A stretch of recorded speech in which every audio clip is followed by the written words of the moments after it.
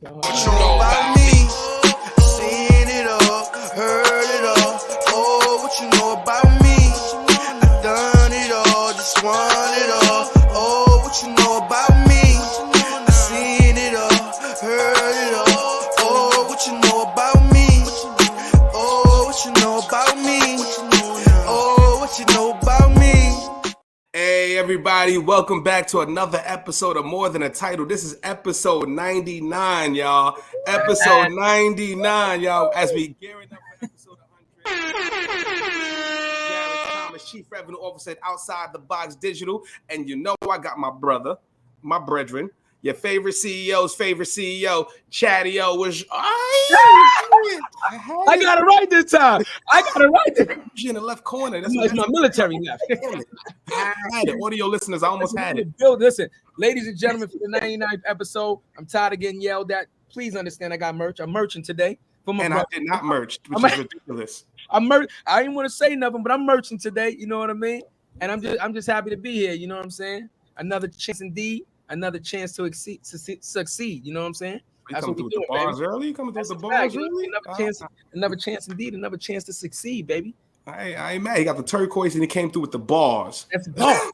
And he came through with the bars, y'all. But you know these bars would not be possible without y'all. Yeah. The followers, the subscribers, the listeners, everybody across every platform, y'all. As usual, we are growing and glowing because of y'all support. The comments have been incredible. The support has been incredible. The reshares. So we really appreciate y'all. Once again, we are doing this. We are doing this content on our own.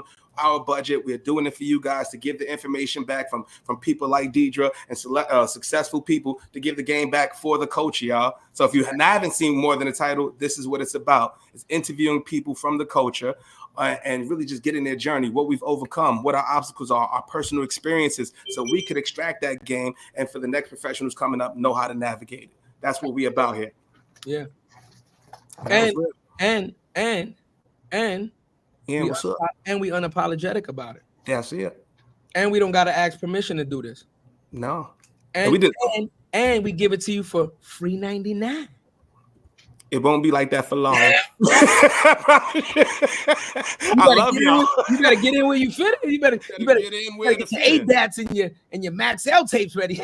You know what I'm saying? But if you do want to support, though, make sure y'all go to the Live Podcast Network and download that. If you want more content from Black content creators like More Than a Title, make sure you download the app. Support. You can support.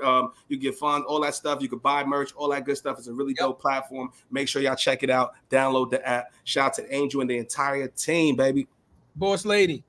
That's it. That's it. And with that said, let's start the show.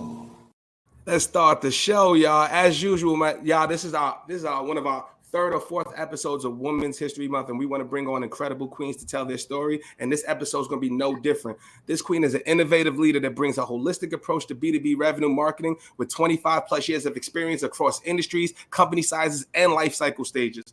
Known for building bridges across go-to-market functions, driving efficient growth, improving the customer experience, and also leading revenue management for multiple brands. Some of her highlights that she's built and managed outbound sales teams, generating 100K in pipeline and 30% in conversion rates improvement.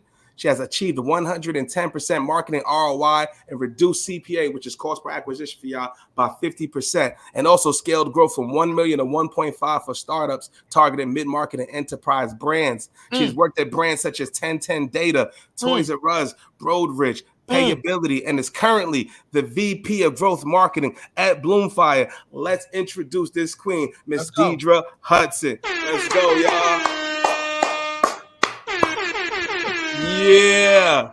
Welcome to the show. And with that being said, first period.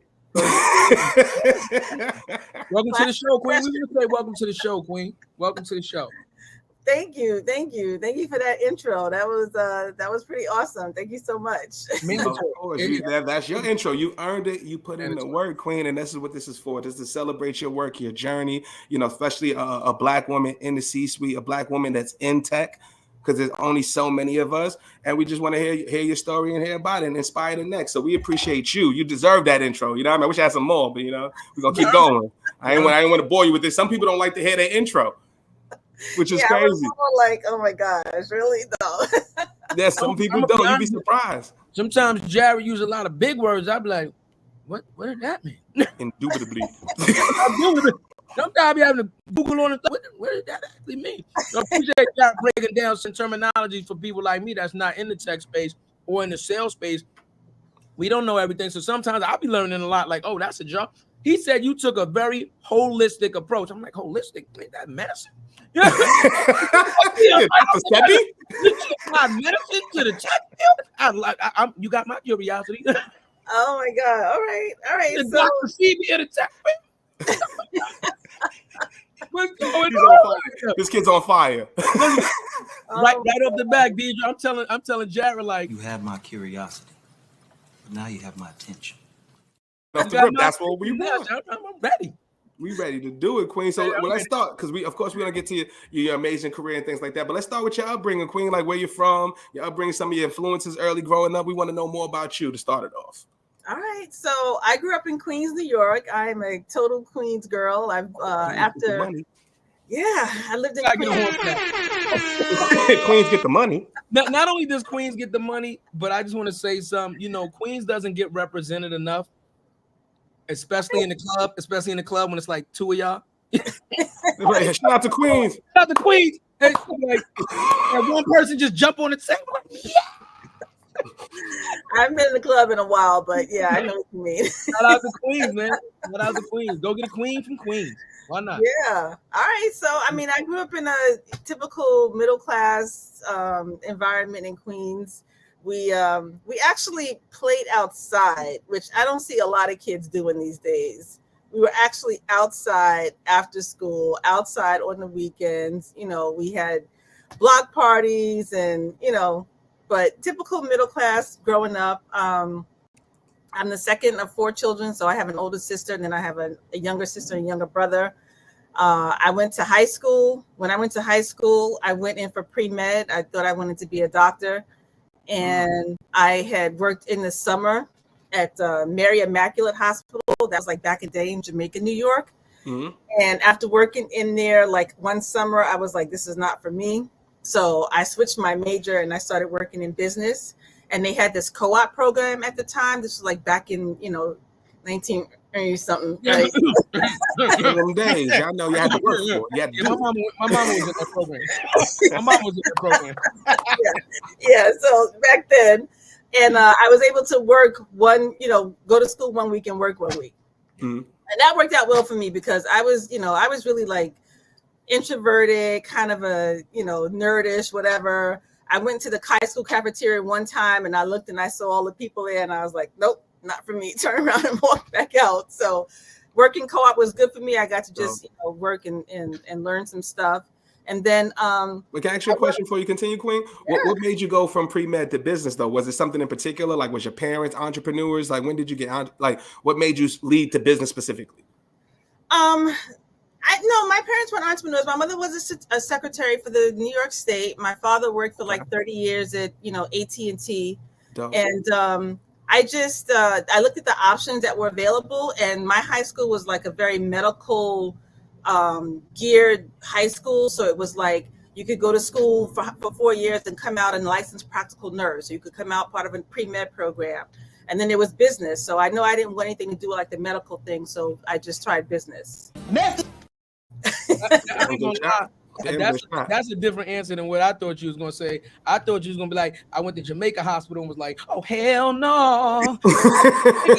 If anybody know Jamaica off the Van Wyck, Jamaica's like the Lincoln Hospital of Queens. Don't nobody want to go to Jamaica. No, that was Mary Immaculate. That's how Mary Immaculate was, and really? And I was in Mary Immaculate for the summer, and it was like, no, this is not. And I was in the the CCU unit or something. ICU, so it was like the very old people and the very sick, very old people. Mm-hmm. And I couldn't. Well, for content purposes, Queen, was it one thing that you saw at that hospital that made you say that, oh, hell no? You know what? Was there something that you saw that said, nah? No. Just to give the people, the listeners, like, yo, somebody might be thinking about med school right now and they might want to get a hell no. But you know what, for me, and because I'm very much an empathetic person, and it was like Absolutely. I would go in there and all that pain and suffering, I would absorb Absolutely. It and I would take it with me, and it was like I couldn't shake it. And it was like I spent that entire summer just like That's real. like a wet blanket over me, and I couldn't shake it. So I was like, I could not see myself That's doing real. this on a regular basis. Yeah. And shout out to everybody that's in the medical field. Hell yeah, That's because doing it. that's something. That's a job. Yes. How do you not bring that home? Exactly. So I couldn't make that separation. So I couldn't do it.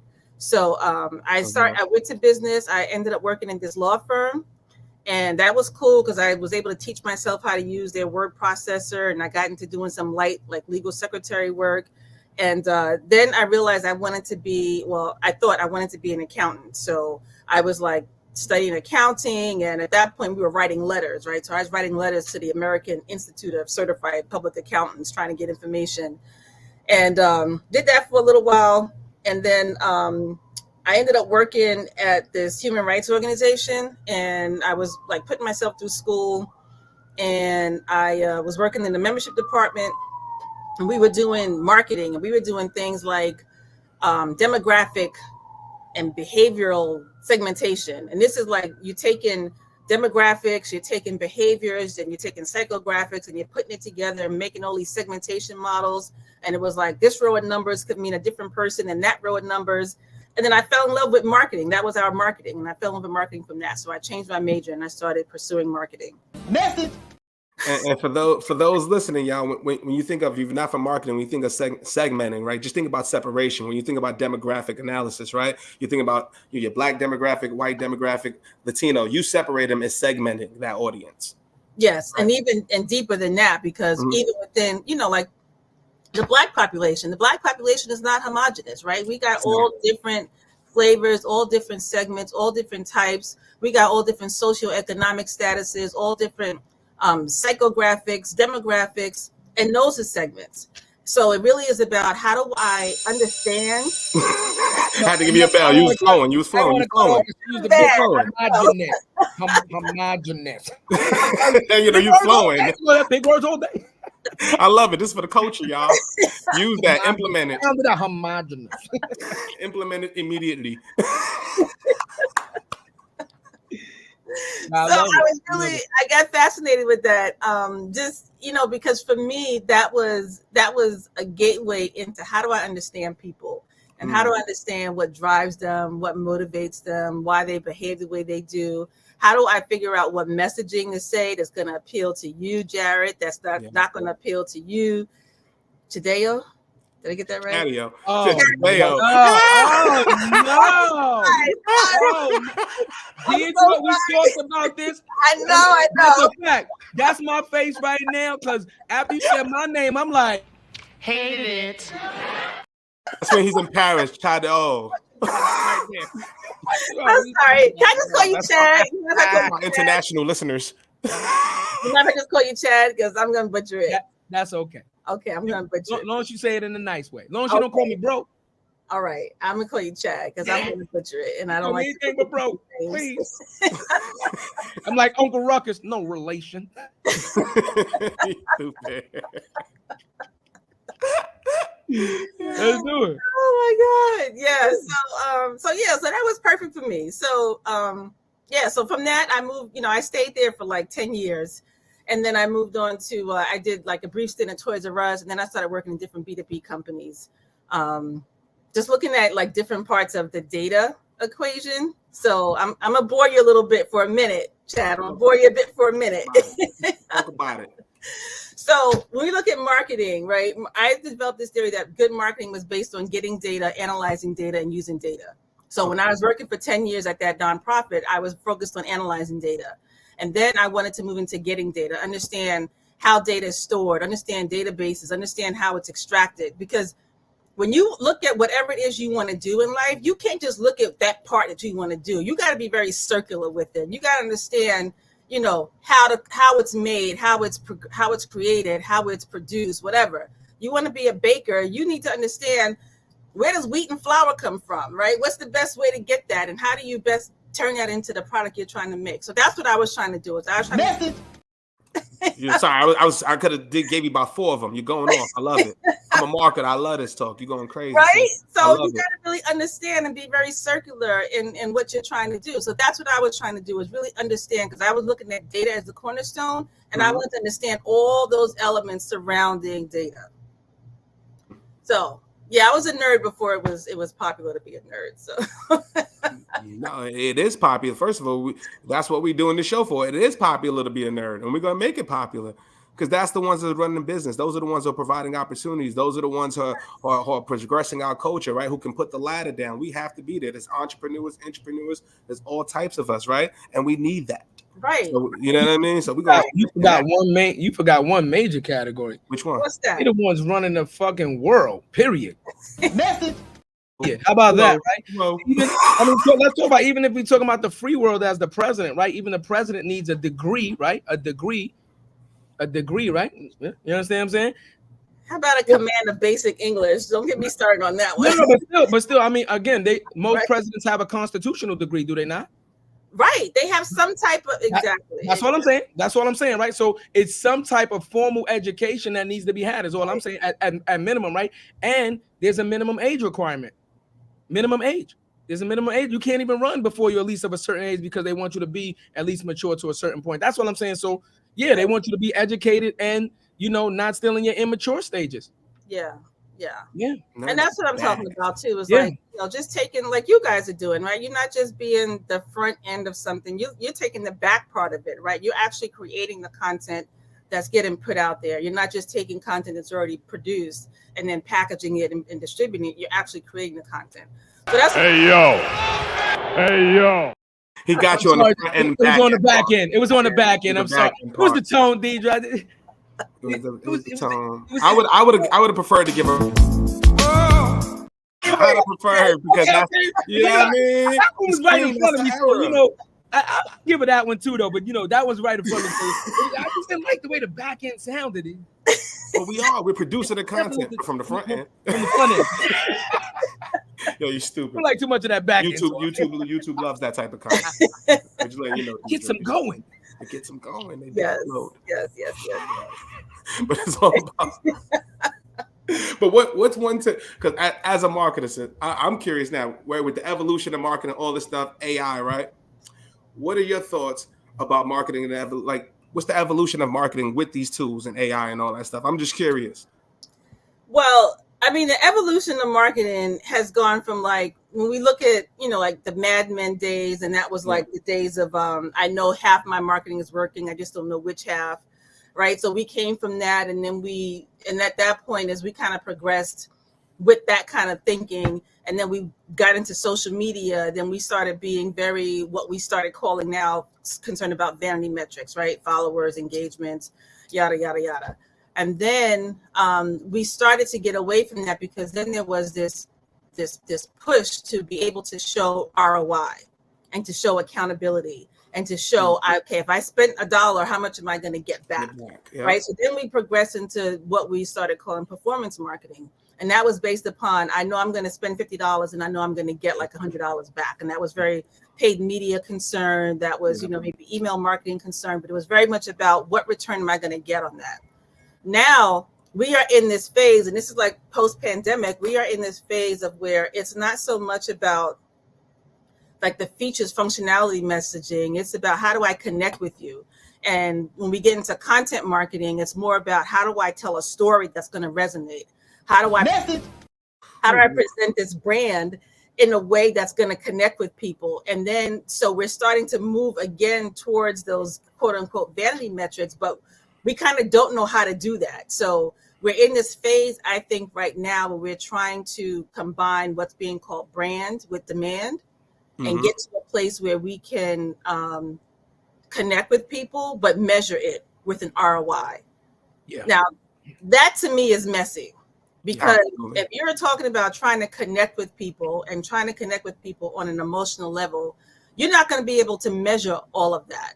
You're not going to be able to measure every aspect of that. You're not going to be able to measure, just I've seen your content, right? But I may not click on it, but I see it and it's in my head. And maybe after I see it 7 times, I'm going to come to your website, and then right? But if you can't measure that, then you would think that those efforts are not working, and that's not true. So we need to get to a place now where we are able to embrace the human part, embrace the fact that we don't know like 95% of the signals that's going on, and really be able to combine this desire for ROI, this desire for data, with a common sense approach that we are, as marketers, part of our job is to engage on a human level.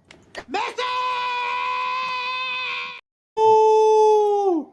I don't know if that's a compliment on insult. So. No, that's a what? That's No. We I'm with you. Impact over metrics. Impact over metrics. No, You said that, I was like, oh my God. 200%, right? Me and my cousin talk about this exhaustively, like all the time. My only thing is, right, and I'm just gonna ask it to you in a very plain fashion, right? Yes, it's called ROI now, but really, right?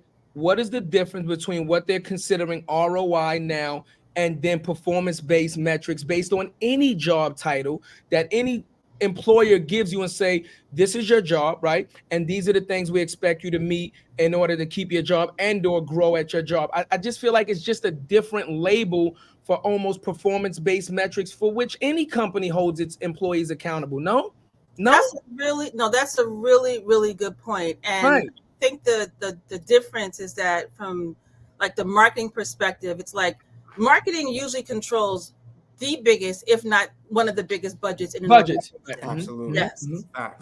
And there is a lot of scrutiny on that. There's a lot of pressure to make sure that that money is being spent, quote unquote, well. Yeah. So if you're an employer and it's like, okay, you're an employee and it's like, okay, these are the things I need you to do. Did you do it? You did this, you accomplished that, you accomplished that.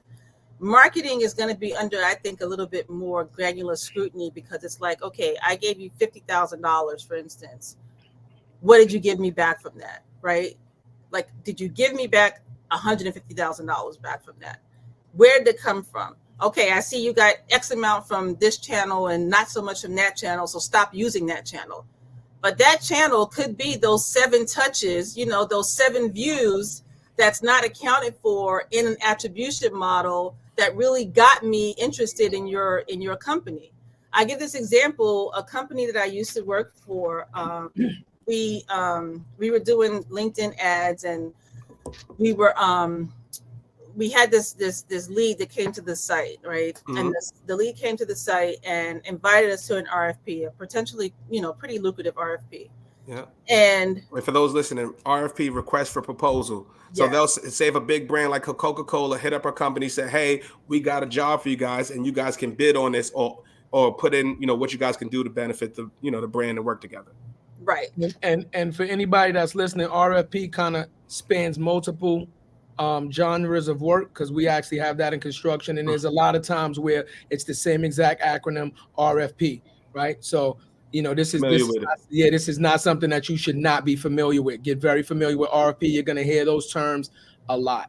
Right. And if you're in marketing, get very familiar with attribution. Right. Can you explain attribution to them real quick? Yeah. Attribution is how we try to assign where a lead or a person of interest came from. Because they clicked on a LinkedIn ad, did they come from us because they clicked on a Google ad or they opened an email or what have you? So attribution is how we try to prescribe that and how we try to then prescribe, again, that monetary spend and the return on that monetary spend. Right. Because if I'm going to attribute, if I say 50% of my leads came from paid media and I'm spending 80% of my budget on paid media, then there's kind of a disconnect there. So, absolutely. But attribution, like you're a marketer. I love talk. I could talk this shit with you all day, sis. Like attribution is a flawed model, right?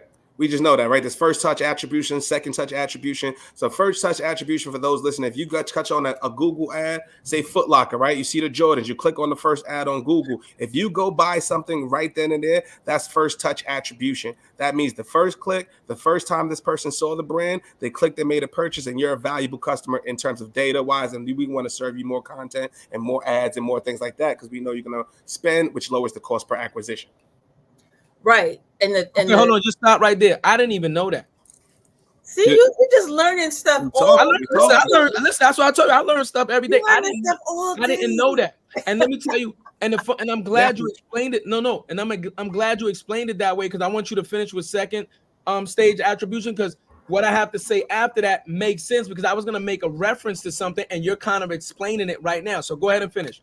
Yeah, so like that's first touch attribution. Right. Now, for instance, second touch attribution, right? Say you go to that Foot Locker, right? You put in your email. You don't make the purchase then. Say we do a retargeting ad. You go to World Star Media, you're trying to see the little baby video, whatever, on the top of the joints, that same sneaker you was looking at.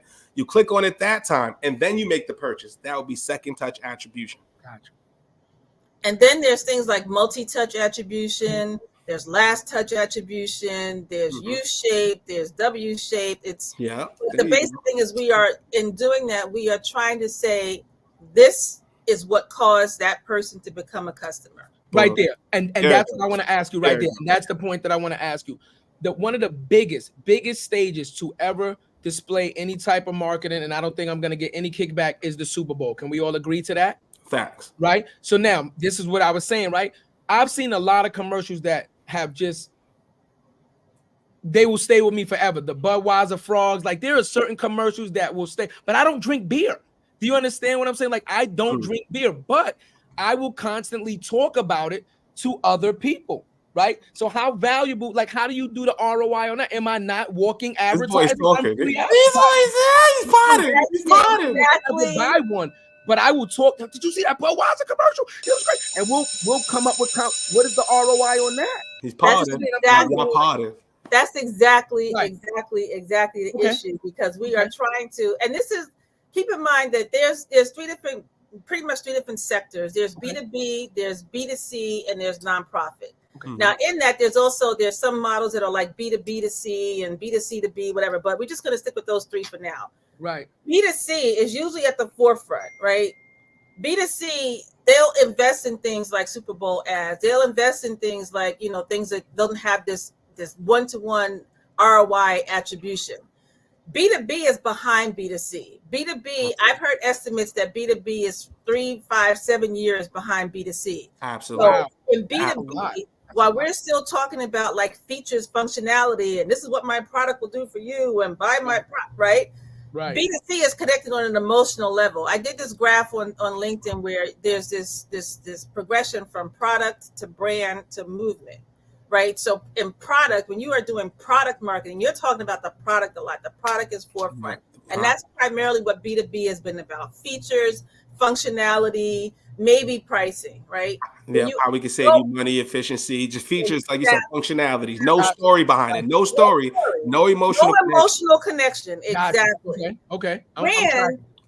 Brand, which is a step up from that, will try to get you the emotional connection. So when you think about brand, you think about product like Salesforce. Salesforce is going to tell you all about the features, functionality, right? Think about brand like Coca-Cola. Coca-Cola is going to tell you all about the emotion, the feel good. You rarely hear any ingredients. You don't hear any product related messaging in Coke. They're not going to tell you how much sugar is in it, right? They're not going to tell you how much caffeine is in it. It's all about feel good and family and that, right? That's brand. Now, movement is a step above that. Movement, you're not even talking about the product. You're not even trying to create the brand. You're trying to get people to think in a different way. Think about HubSpot. Think about Drift, right? HubSpot was like inbound marketing. HubSpot rarely even talked about the fucking product. They talked about inbound marketing as a different way of doing things. Message. Shout out to Mark Keelans. We had Mark Keelans on, who ran the customer experience. He ran the what was the play? The resource hub. Resource hub, yeah. The resource hub. So the inbound marketing was the demand aspect. And we called him Mark Killins. He was killing it. Because what he did over there was absolute. To scale that? Exactly.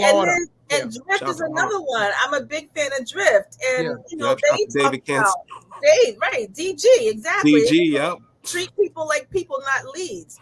They didn't even talk about the fucking product, right? Never. So this is what I'm saying is that B2B is behind, and we are still stuck in this ROI bullshit, right? Like, show me the dollar you spent and show me what I get from that. Yeah. Meanwhile, to your example, Chad, about the Super Bowl commercial, yeah, they spend a lot of money on that, but they getting how much tons of, of referrals and word of mouth and right? And we're not there yet in B2B marketing. Message.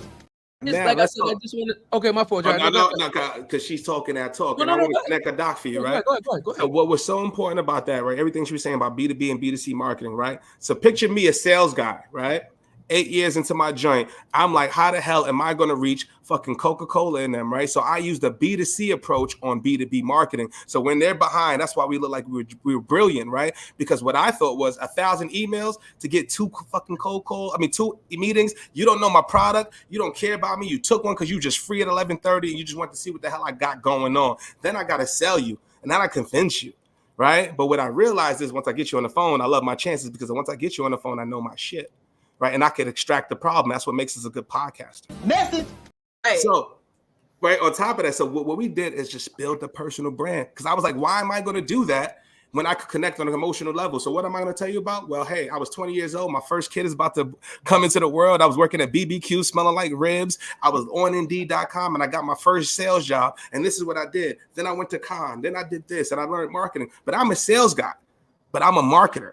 You know what I mean? And every salesperson that's listening, you have to be a marketer. You have to be a blended role. Yes, in this day and age. need to be salespeople too. Exactly. It needs you have to be. Yeah. I totally agree. Agree. You know, like I said, my thought process, and I understand like why this is such a loophole is because of the fact that we're almost talking about something that cannot be calculated. You understand what I'm saying? How can you calculate how many people have seen the commercial? How can you calculate how many people are talking about the product? How can you calculate how many times we've seen? You know what I do a lot of times? Perfect example. If I see some sneakers, let's talk about Jordans. I seen a pair of Pumas that I like online the other day, right? Mm-hmm. I didn't click on any ad. You know what I just did? I just screenshotted it, right?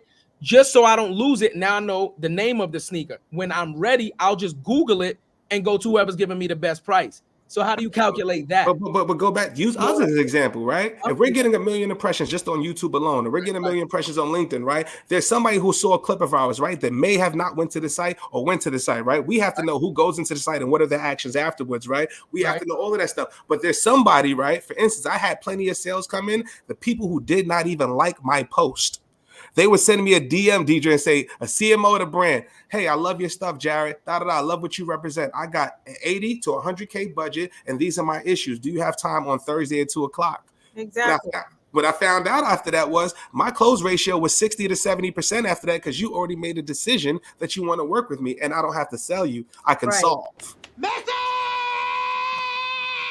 You get the baby for that. You get the baby. We talking now. We talking that talk. She got me excited. My boy Pardon. I mean, the estimates of that, and the estimates keep getting higher every year of how far people are through the journey before they actually talk to a salesperson, right? Yeah. And they're self-educated, and they're doing things like viewing your YouTube channel, going to your website. So this example that I was given about this, this place I used to work for is that the person came to the site, invited us to an RFP. Now that lead was attributed as a direct lead, right? Meaning they just put your website name in the URL.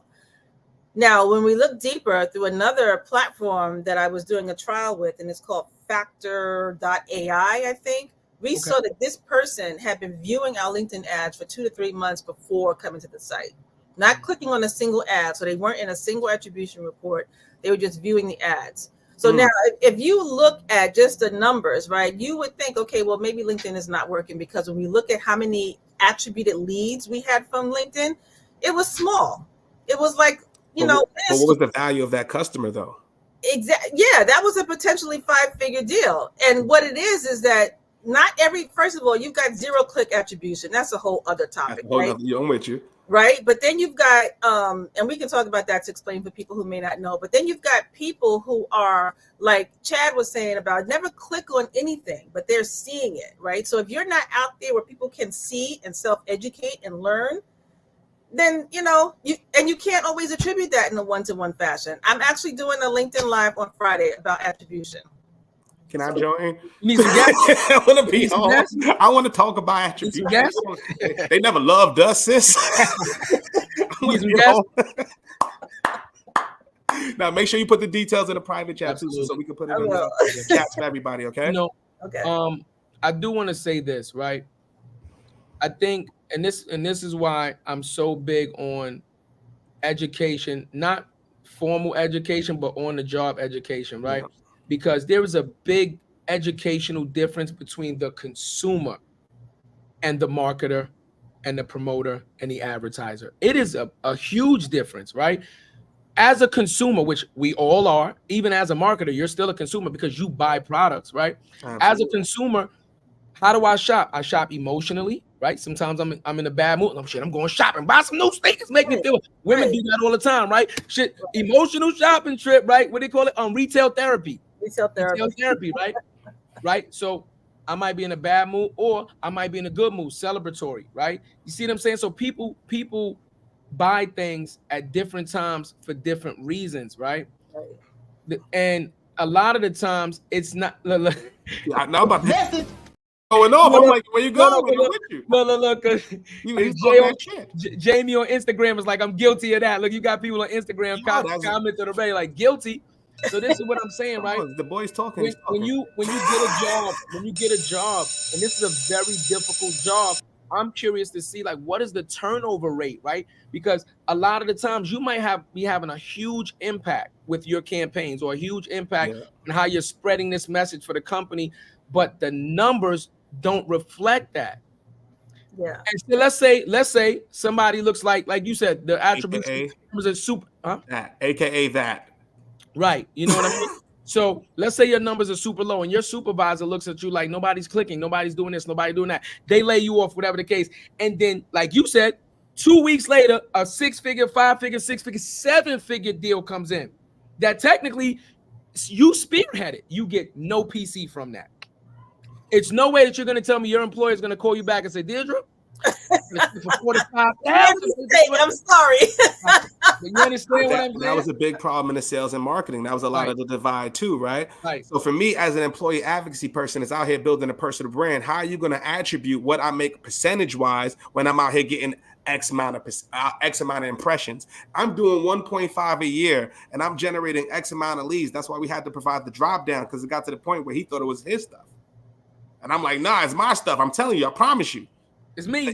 It's me, baby, please, baby. And when you want to give me 10% versus 5%, I'm looking like this. Nah, we need some data to show that. So and he's saying this under his breath.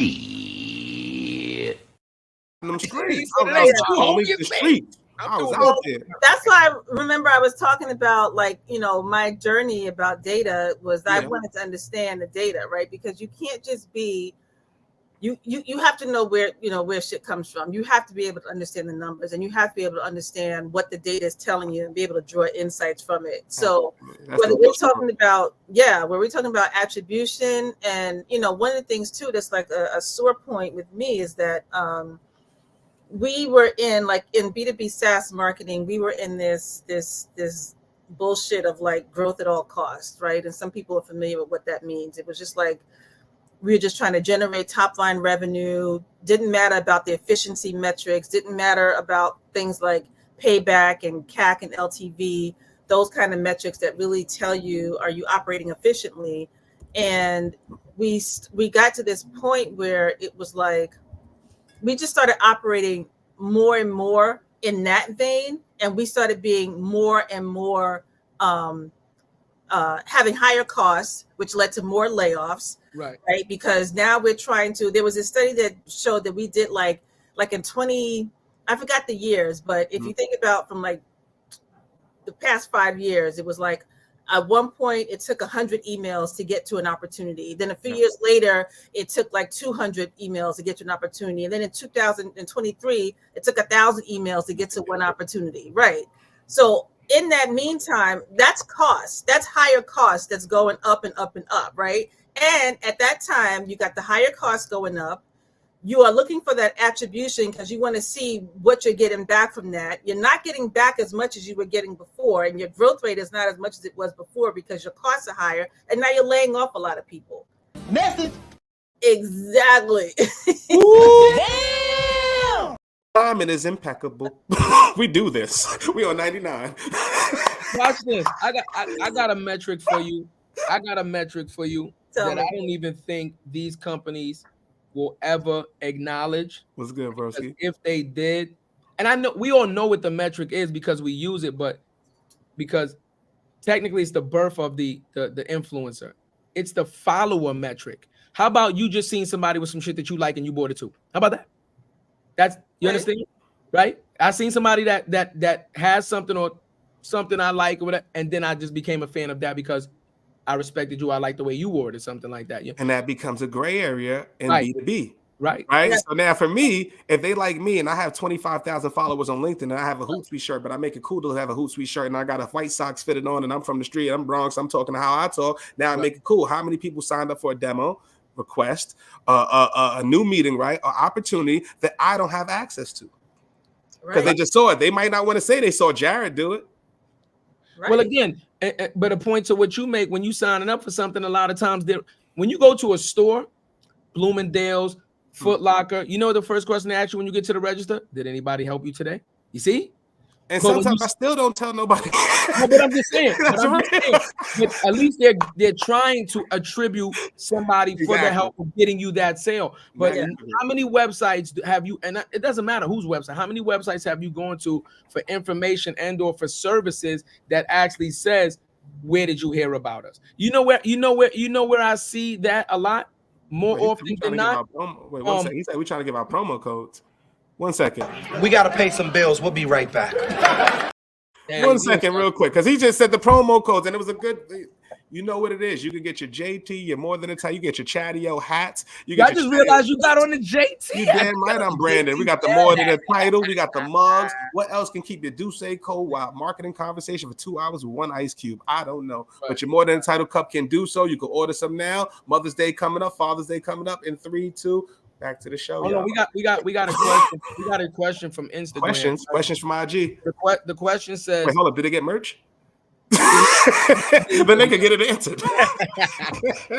The question is, he said, so JJ said, in the field of work that he do, people work together to help each other reach a certain plateau, right? Mm-hmm. Or should people keep all the tricks of the trade to themselves to keep their job security? See, that's a really good question. Damn, that's IG. Should we work together to reach the goal, right? Or should it be like a Shark Tank, right? Like, I know I can help you, but if I don't, I get your ass fired, and then maybe I have your job tomorrow. That's a great segue because Natalia brought that same thing up, and I'm wondering if you have that, where they said, like, she said she would give anything to have another black woman in the room with her, but she said if she's not the only black woman, they're naturally pitted against each other. Right. So do you keep the information for yourself, or do you help that other black queen that's in the room with you? Right. I'm going to tell you that I'm usually the only black woman in the room, and in places where I've had a couple of places where there's been other black women. Like when I was a CMO of a fintech company, there were a couple of black women that was on the CS team, and I try to just help them and give them information and, share with them as much as possible. But no, I don't see that. And I think that's a problem too, because it's like, if you're used to being the only black person in the room, then all of a sudden you're in a situation where you're not the only, like, what happens then? It's like, grudge match or something, and I don't think it should be. I think it should be that we should be sharing information to help each other. We should be, doing what we can to help each other just succeed and rise, because nobody else is gonna fucking do it. That's for sure. Message. Ooh, that's a fact. And I think I'm gonna be honest with you. Don't get realer than that. I think a lot of it is based on how the other black person is introduced to the room, really. So for example, right, I did construction. A lot of the times I'm the only black person in the room, right? But my position is I'm the boss. So if any other black person comes in now, I got to see, I go for your energy, right? So let's say you're the boss of whatever you do. Now we can talk, boss to boss. You understand what I'm saying? Or, management to man, whatever you want to call it, right? But here's the thing now. If you're the only black person in the room and you're doing your job, whatever, then they bring somebody else in kind of to like replace you where they come in like, yeah, I know you did this and I know you did it that way, but I'm here now. We doing it my way. That happens a lot also, right? In a lot of jobs that happens, right? Let's say, Deidre, you're the manager. You're not C-suite yet, but you are the most qualified for the job. You've been there the longest. You do everybody's work, but when that position opens up, instead of hiring you in-house, they deliberately go out of house and bring in somebody else in. Then what's your attitude towards helping them? Good question. The boys potted. We potted today. This is a hell of an episode. Yeah, I mean, it depends, right? It really depends. I mean, if it's, and I've never come across that situation, to be honest. Okay. But if it's a situation where and just because you're at a place the longest does not mean that you are the most qualified. I'm going to say that. I agree. Sometimes you need to have an outside perspective to come in and just give you a fresh view of thinking. So I don't know. I would have to ask myself, am I upset because it's another Black person, or is it because another person that came in over me? Right. So I need to do some self-reflection on that. What if it's both? But what if it's both? Well, then maybe it's time to go.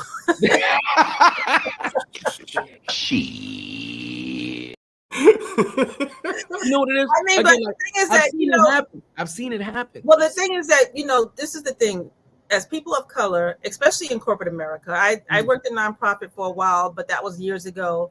And I haven't worked really in any other sectors besides corporate America. In corporate America, you really have to think about, how am I best serving the company by serving myself, not only in this role, but the next role? Because you always got to think about, how am I going to use this role to get to the next role? So if you're at that point, in this example you gave, you've been there, you feel like you're ready, you know your shit, you got the strategic thinking, not just the tactical execution, because there's a difference between those two. You got the strategic thinking. Yeah. Then if you're not getting, and that's for anybody, it doesn't matter, race, creed, or color. If you feel like you're not getting the recognition that you deserve and you're in a place, and there's no reason why you can't go someplace else. Make sure that you know and you like your reasons, right? Because otherwise you can be in the next place and repeat the same pattern all over again and end up in the same position, 5 years from now. So you got to know, be self-reflective. You got to know what you are, what you bring. You got to know what you want, and you got to know what it is that you're willing to do to get there. It's hard. Now, let me tell you something. Being in the C-suite, the CMO has the shortest tenure of any C-suite, right? You got like 17 months, maybe 18 months. And there's a reason for that. And then you talk about Black CMOs, you're adding another layer to that. So you really got to just understand what it is you're trying to get out of it, what you're willing to put into it. And, and you got to do the work, man. You got to do the work. Yeah. So JJ said people get too comfortable where they are and they're too scared to leave. And I can agree to that. And what I'm going to add to that, JJ, is, what else helps them be scared to leave? When they got 15, 20, 22, 23, 25 years. And it's like, you want me to start all over now? Now? Absolutely.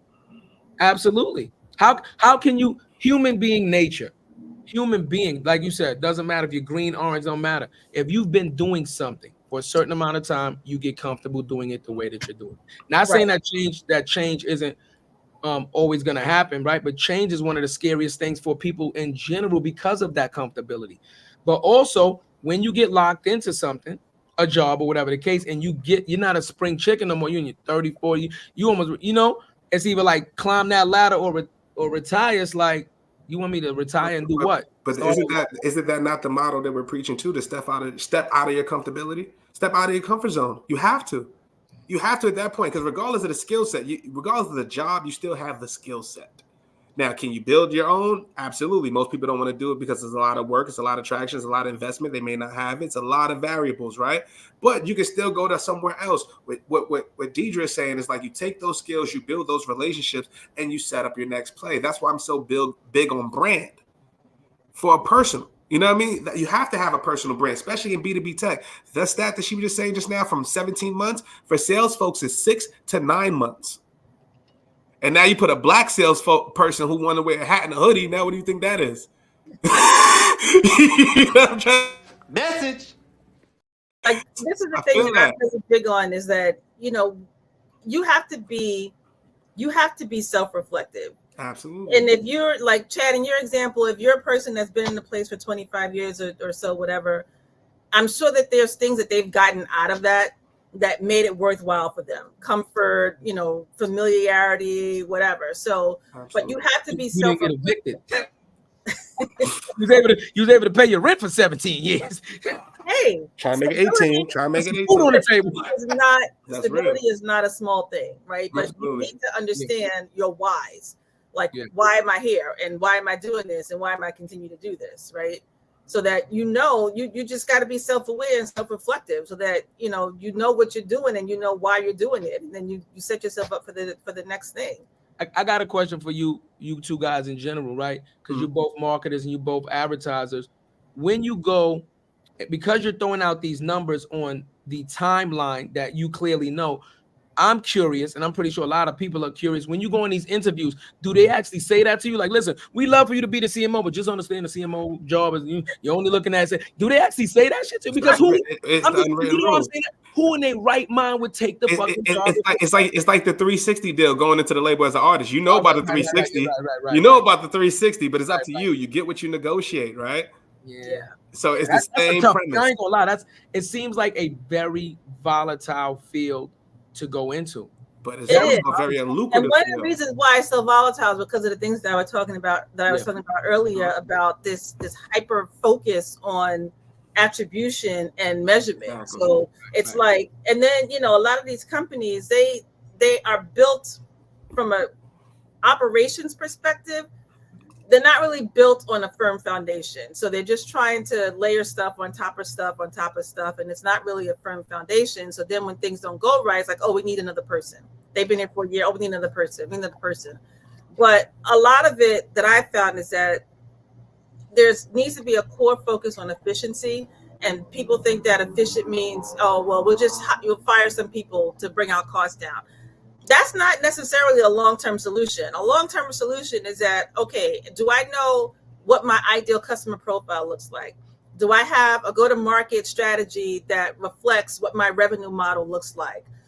Do I know do I really understand my target market, where they hang out, what their watering holes are, what their pain points are, how to speak to them?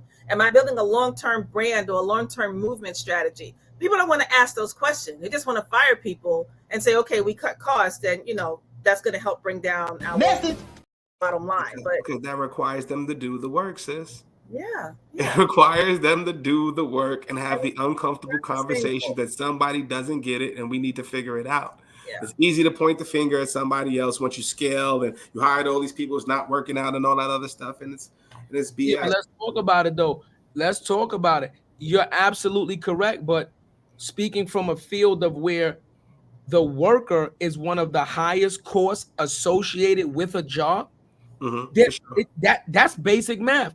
Basic union versus non-union. The pay disparity is astronomical. Person A, it doesn't matter what trade. Each one of me costs between $85 and $100 to have on the job. Union. But I can go get this other guy as a day worker and I can get about 3 of them for the same price. You see what I'm saying? So it's like, if you want me to do this project, okay, if I do a union, it's going to cost you $300 million. But if I do a non-union, it's going to cost you $100 million. That's a big fucking difference. It's a big number. So that's why the numbers be so big when it comes to people's salaries and benefits. I think that's why they just make the decision, because it's the easiest to say, if we cut this, we save this, no ifs, ands, or buts. It's not a gamble, right? If Jared makes $200,000 plus benefits, 401k, that's a number. Whatever that number is, it's a number. If we cut Jared, we automatically save this, period.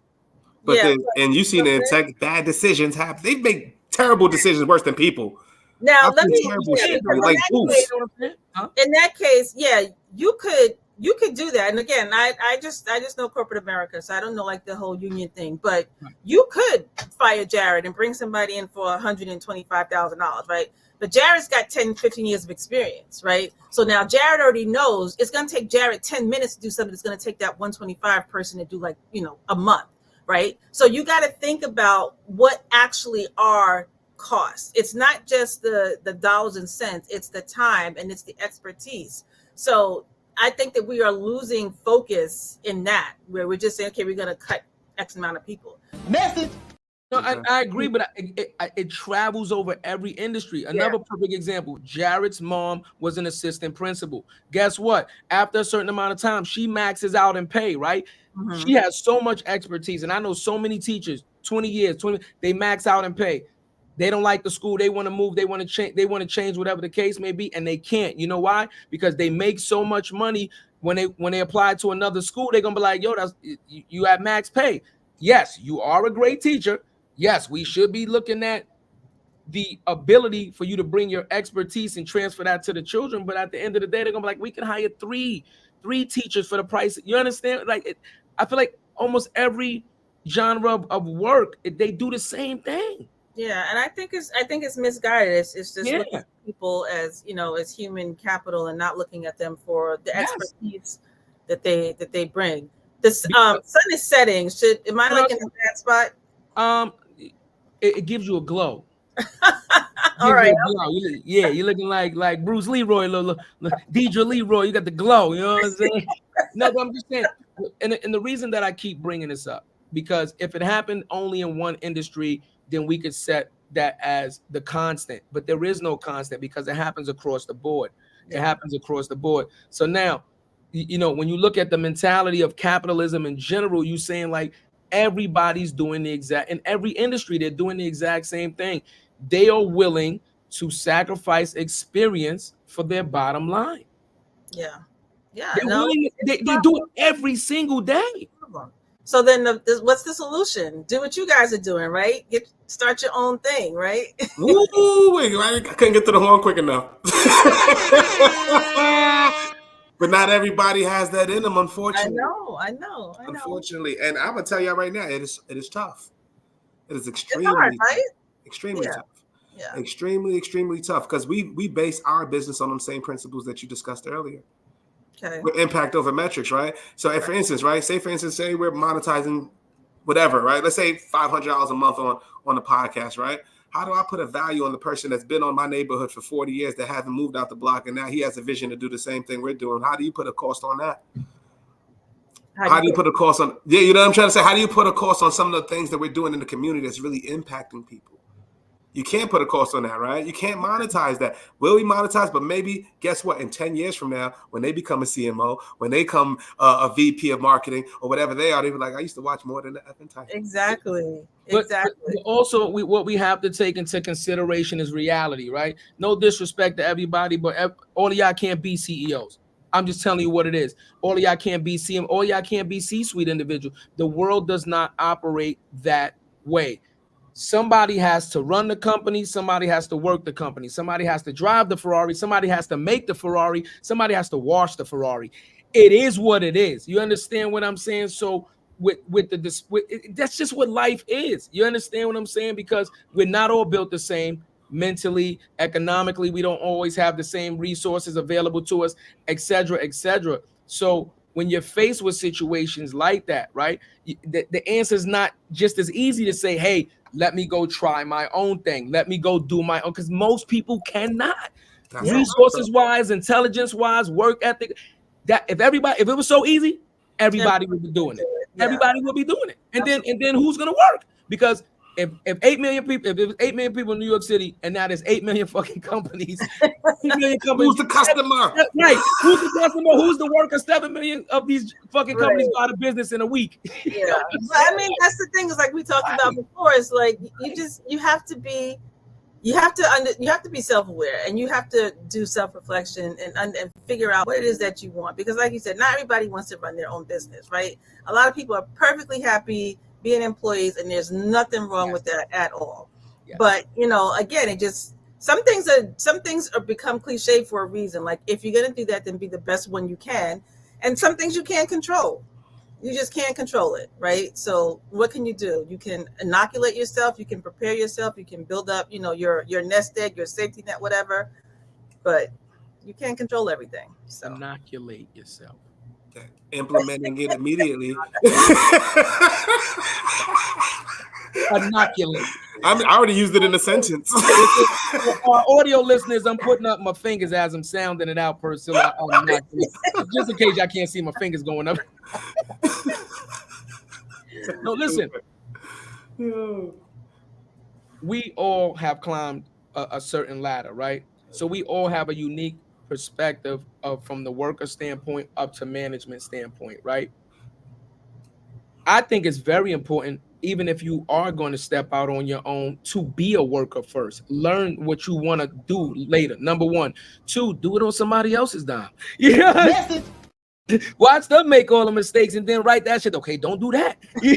Definitely don't do that. Because that, again, that could save your company, right? Get the information before you start, right? And then, of course, know your strengths, like you said, know your strengths and weaknesses. And if you want to step out on your own, possibly find somebody else that solves the problem that you have, that where you don't know, and you can solve a problem where they don't have, and then y'all can come together and do it together. Because without support, you actually have nothing. You know Absolutely. what I That's mean? a matter of fact. Hold on, I'm just You two get together. huh? How did you two get together? We're family. In life? Yeah, are you related? Your family really? Yeah. Okay. It's my cousin. It's my cousin and My cousin. My cousin. So to give you context, Deidre, like we're like this in real life. Yeah. So we're like this, like we're going out of country. We're really together all the time, right?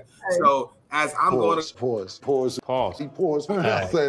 Hey, we're together all the time. I just didn't like the. I didn't like the time. I was giving you your vibes. That's my favorite. That's my favorite. Yes, do the fucking signature. Yes. People love the wall. Let me say this.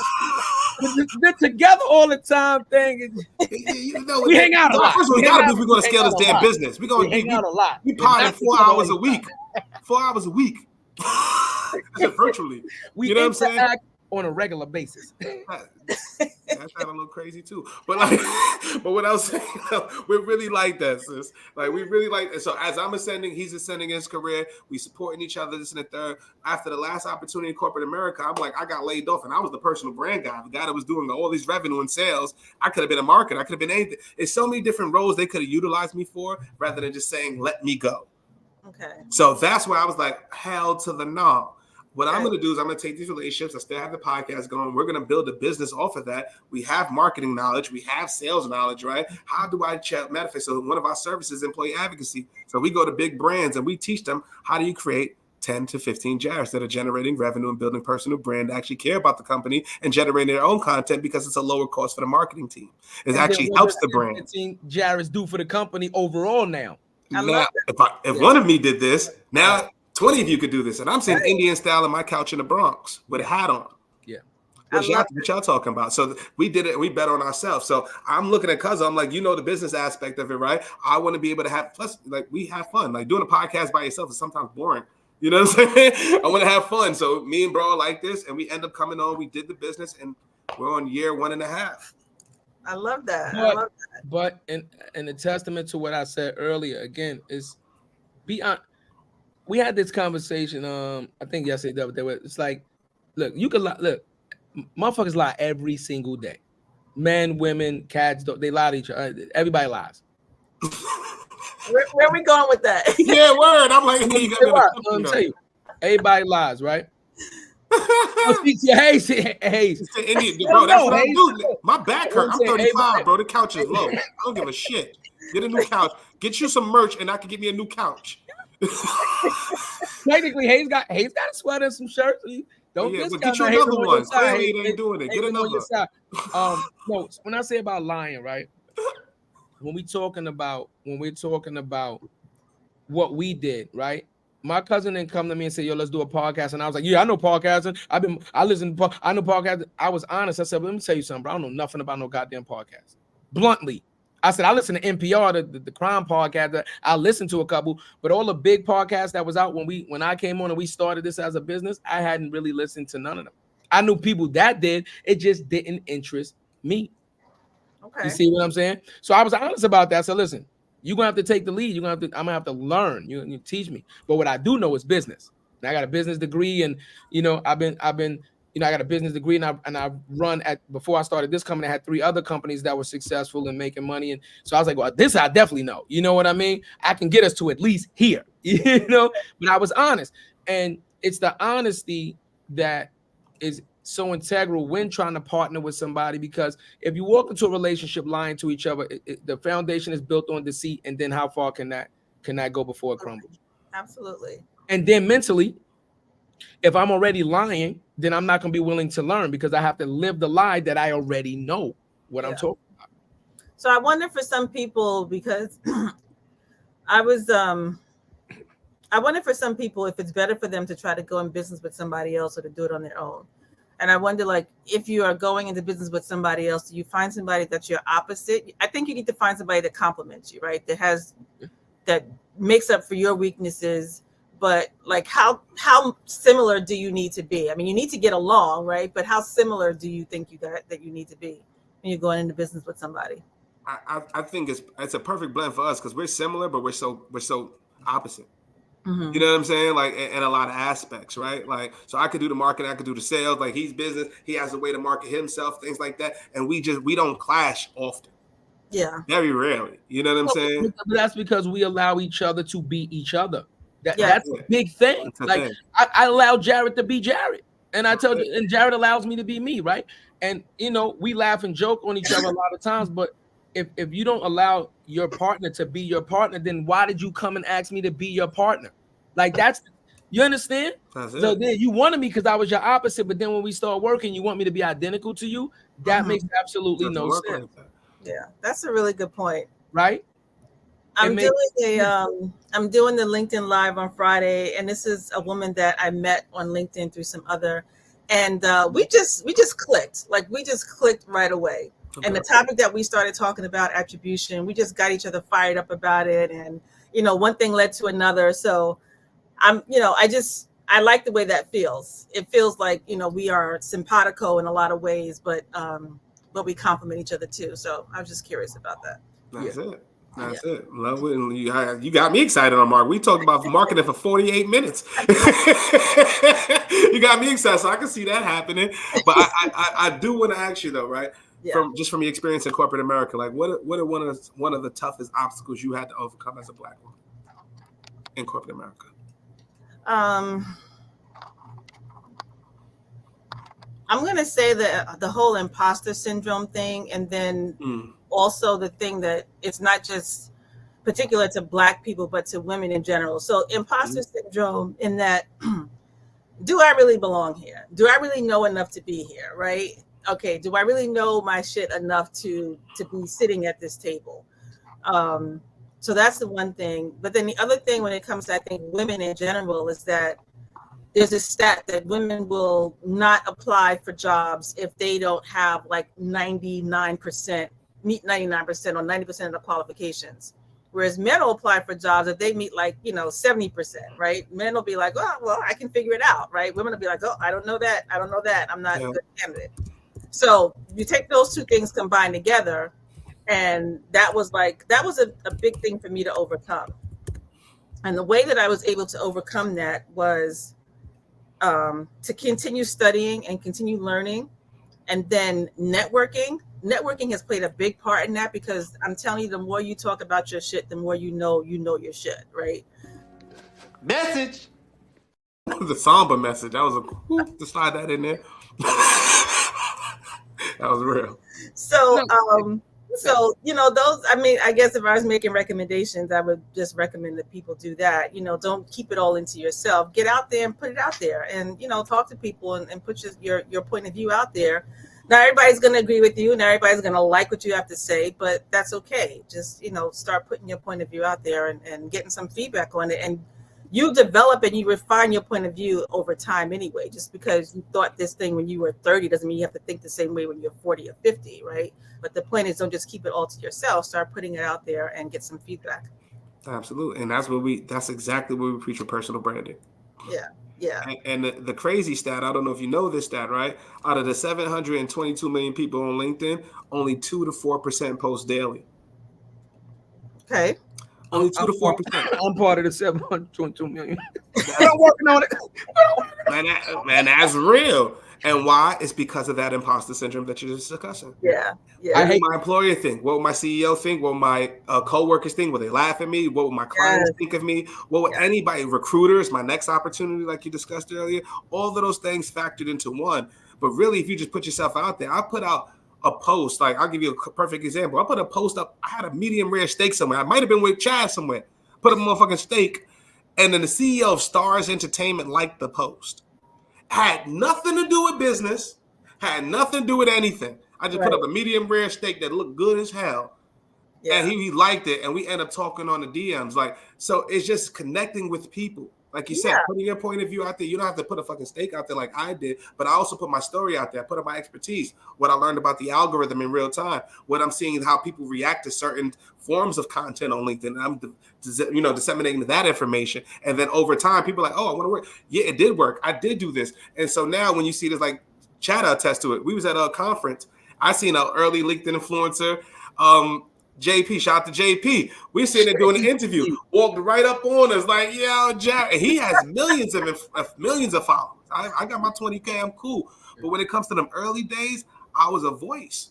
And the same way and then you know who the ones are. You know who's being creative, you know who's not being creative, you know who's pandering, you know who's kind of just doing the shit just for the clicks. You see it. Yeah. As a marketer, you know it. Yeah. But let's talk marketing.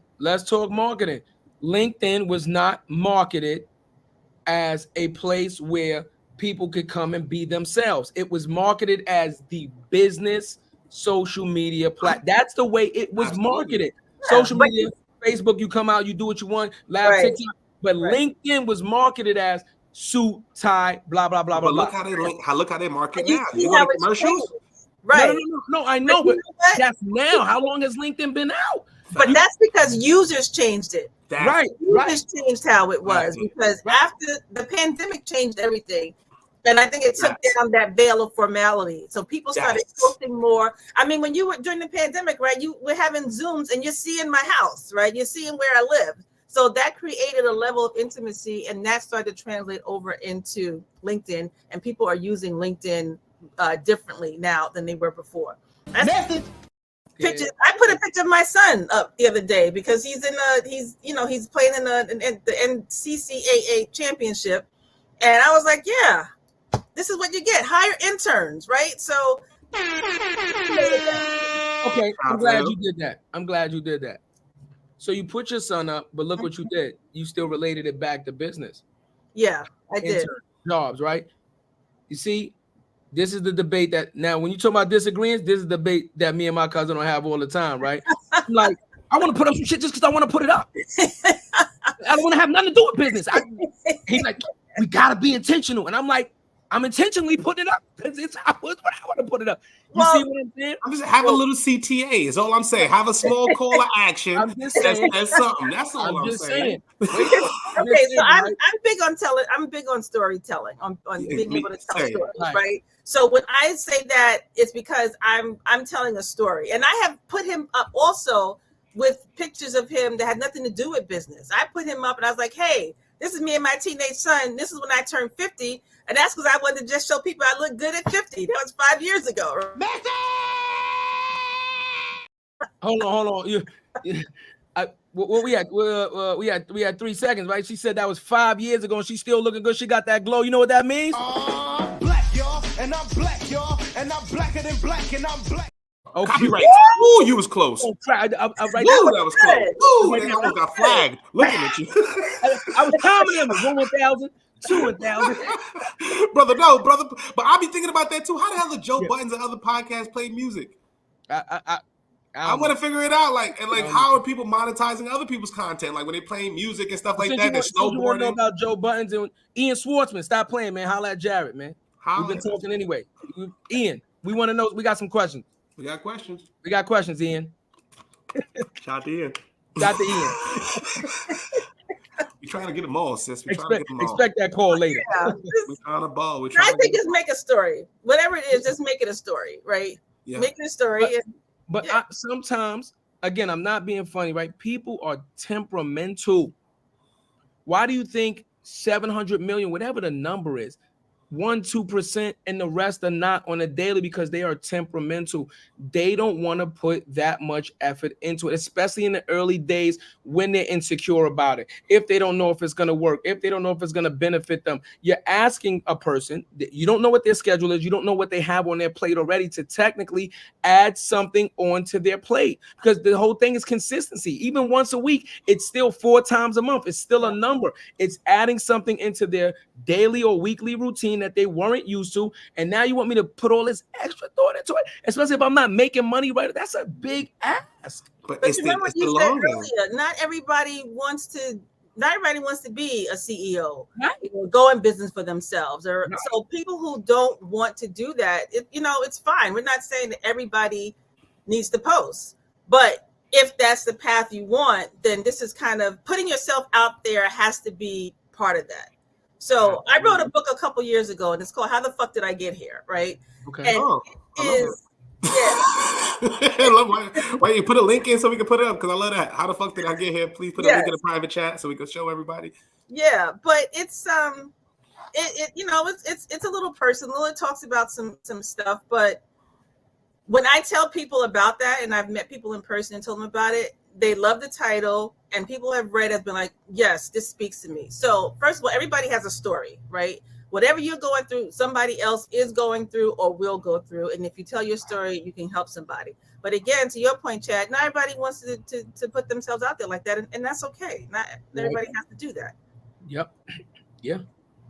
That's it. You're right, Jaden. It's about balance. Posting on LinkedIn, social media platforms, meeting people in real life. That's what the end game. So the reason why it makes sense from a sales perspective is because you have to do cold anyway. And if I'm going to do cold anything, the numbers show that my chances decrease of me closing you if I'm going in cold, because you have to do more consumer education. You have to learn about my product. Damn the product, I need to know. You might have a need, right? Versus you coming to me when you have the need and I've already gained your trust. There's a line that I use in my personal brand that says, it's teach them how to fish and they'll learn you sell fishing poles. I was never talking about the product. I was selling myself because I'm interchangeable. I'm going to go anywhere. I'm more than a title. I'm not just the sales guy. I'm also the marketing guy. I'm also the social media guy. I'm also the SEO guy. I also build your website. So it's a mad different things that we do, and I refuse to be put into a box or a bubble. Right. And that's what it was. Right. And that's why I wanted the money, and I said I couldn't be at any corporate. I want a seat at the table, because I know what I can do. We're kicking some brands' ass. How the hell you don't have a seat at the table?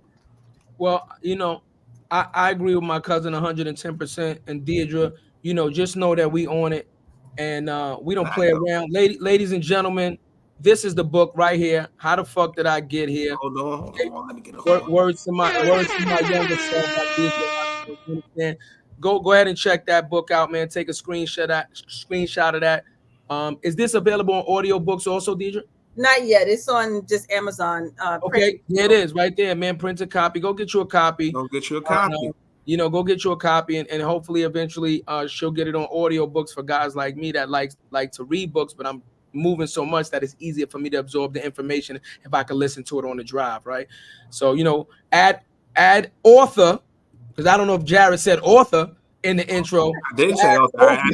I didn't see that online. I didn't see that. That's what goes back to the branding. I would have had my copy like bam. You know what I'm saying? Add author to the accolades that Jared gave Deidre when the show first started. Add another one. Fact though, as you should. Yeah, absolutely, man. And so go ahead, Jared. No, I was gonna ask you what was one of your coolest experiences working in corporate America? Because we talk about the obstacles. One thing we always do is like a mama I made it moment, right? So do you have a moment like that in corporate America where you like sitting in a big office, something like that, and you like, I'm here, I've done it? Like, you have any of those moments or story you can share with us, sis? I think it's when I became a CMO at the fintech company I was working with. So it was a very cool company. The owner, the founder, really nice guy, smart guy. And he had said to me, I'm going to change your title to CMO because I think that the work that you're doing is beyond, because I was brought in as a VP of growth. And he said, I think the work you're doing is beyond kind of, the VP.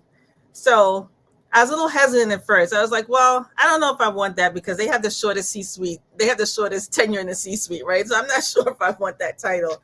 And then back to kind of imposter syndrome, I pictured myself getting there in a different way. I pictured myself being in that VP role for, 2 or 3 years, like putting a lot of numbers up on the board, and then being able to go in and make my case about why you should make me CMO. And here it was being given to me already. And I was like, oh shit, did I really deserve this? But then after a while, I was like, yeah, this shit is kind of cool. I like it. But wait, but you said so when he offered it to you, you voiced your opinion. I mean, like, you've been there a while, and he's giving you a big promotion. But the way you said it, you was kind of hesitant. So did you kind of say, you know, let me think about it, or was you really like? Hell no, to the no. It's a new sound effect he added. He's partying on the fly. He's adding new sound effects, y'all. Gotta be versatile with it. I like that. I like that. Yeah. Gotta be versatile. Gotta be quick on the draw. Gotta be quick on the draw. I think I did say I'm gonna think about it, and Okay. I maybe took a week if I remember correctly. If I remember correctly, I think I took like a week, and then I was like, yeah. And then the more I thought about it, and the more I kind of tried that title on, I liked it, and I was like, I felt like that woman in Scandal when the guy asked her how does it feel to be, you know, at the top, and she was like, it feels right, and so I was like, yes, it's Message. It is. Right. Well, what was the favorite thing that you liked about being a CMO? Or matter of fact, what was your favorite thing, and what was the most difficult thing? I liked seeing people's faces when they heard that I was a CMO, and it was like this Black woman with this messy hair, you know, walking in there. Your hair is not messy, Queen. It's natural. Shout out to all the people rocking the natural hair. They're looking good. Yeah, Don't you dare say messy. You already know what they say about our hair. Don't you dare co-sign that. It's not messy. Beautiful. All right, this Black woman with unconventional hair, I guess. Yeah, okay, we go with that. So I like that. Good word. Yeah. I like the doors that it opened also. The doors that you open. Yeah, because then I was talking to, like, you know, younger Black people who were coming up in both sales and marketing. There's this organization that I'm a part of, National Sales Network, and there's just some phenomenal younger Black and brown people in that. And just being able to be that kind of mentor figure for people, for younger Black people, I really like that. Are you still with that network? Yes. Because I would love to talk off camera about the things we talked about with personal branding, right? That's something that we could do, maybe do a course or something like that to be like, look, I was y'all, you are me. You know what I'm saying? That would be awesome. And I'll connect with you offline because we have a couple of events coming up, and I can, if you want to come through and, you know, check it out. And Just tell me a date. We there. Okay. We there. That's real. Oh, my fault. We connecting dots on camera, y'all. That's what we should be doing. Love. I got a question for you. Right. I got a question. If you don't mind me asking, I hope it's not like a too personal question, but I'll see. The first time, I'm curious because I move a certain way. The first time that you got into what you would consider to be a position of power, right? Did you actually, once you got there, turn around and say, now, how many people can I actually bring up behind me and actively start like trying to integrate other people into the company and get them jobs actively? That's a good question. Not inside the company, but outside the company, because outside the company, when I saw what that title meant to other people, okay, that was kind of it was a wake up call to me. I was just kind of going around, just doing my thing, right? I wasn't like really thinking about that. But then externally, when I saw the attention and the reactions and the responses that I got, I was like, oh, wow. Okay. And I knew then that I had a responsibility. And at that point, I was like, okay, I need to like really use this for the greater good. And how can I help? And that's when I joined that organization. And so I'm just trying to. We're getting a lot of comments about that organization, Deidre. So when you get a chance, we definitely need the information to put that up. So we're getting a lot of comments about people. We got you, Jaden. We got you for sure. Yeah. Shout out to Jaden. Shout out to everybody on the check-in. Let me tell you the reason behind what I asked you, Deidre, because I'm a true believer in leaders lead from the front. You can't lead from the rear. Plain and simple. You can't lead from the rear, and you can't complain about nothing if you're not doing anything actively to change it. Yeah. I have taken on multiple jobs less money to put myself in charge to control the manpower. I have taken less money to put myself in charge. They're like, why would you do that? She's not even paying you what you know. I know that. But once I get here, guess what I got control of? The employees now, the crew now. So if I'm the only one in the room or one or two of us, I'm going to actively change that. Actively. So guess what? It's no different than a merger, right? Company A gets with company B, they merge. You got the same exact job titles in both companies. Somebody got to go. When new leadership comes in, you got peoples, right? This happens every day. Mm-hmm. So that's why I asked you that, because when I get put in position, I start immediately.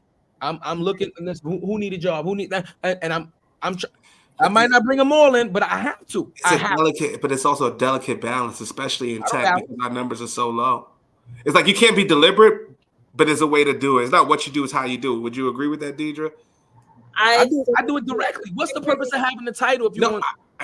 I'm saying we see it. We see both cases, right? We've seen it, right? We've seen some people who don't do it, get to the top and don't bring anybody in, and we've seen people who just no. I'm talking about the ones that want to bring people in. If now I'm in position where I can bring people in, why am I tap dancing about it? You was in position to bring people in. I was waiting for it. Nah, but that was on a real note. No, I like that. I agree with that. That's what I'm saying to you, Deidre. Like, again, I'm not being funny, right? But we've had this conversation so many times about being that only one in a room. Jared has had it. I've had it. You've said you've had it. We've had so many executive, and especially in marketing, and think it's not a lot, right?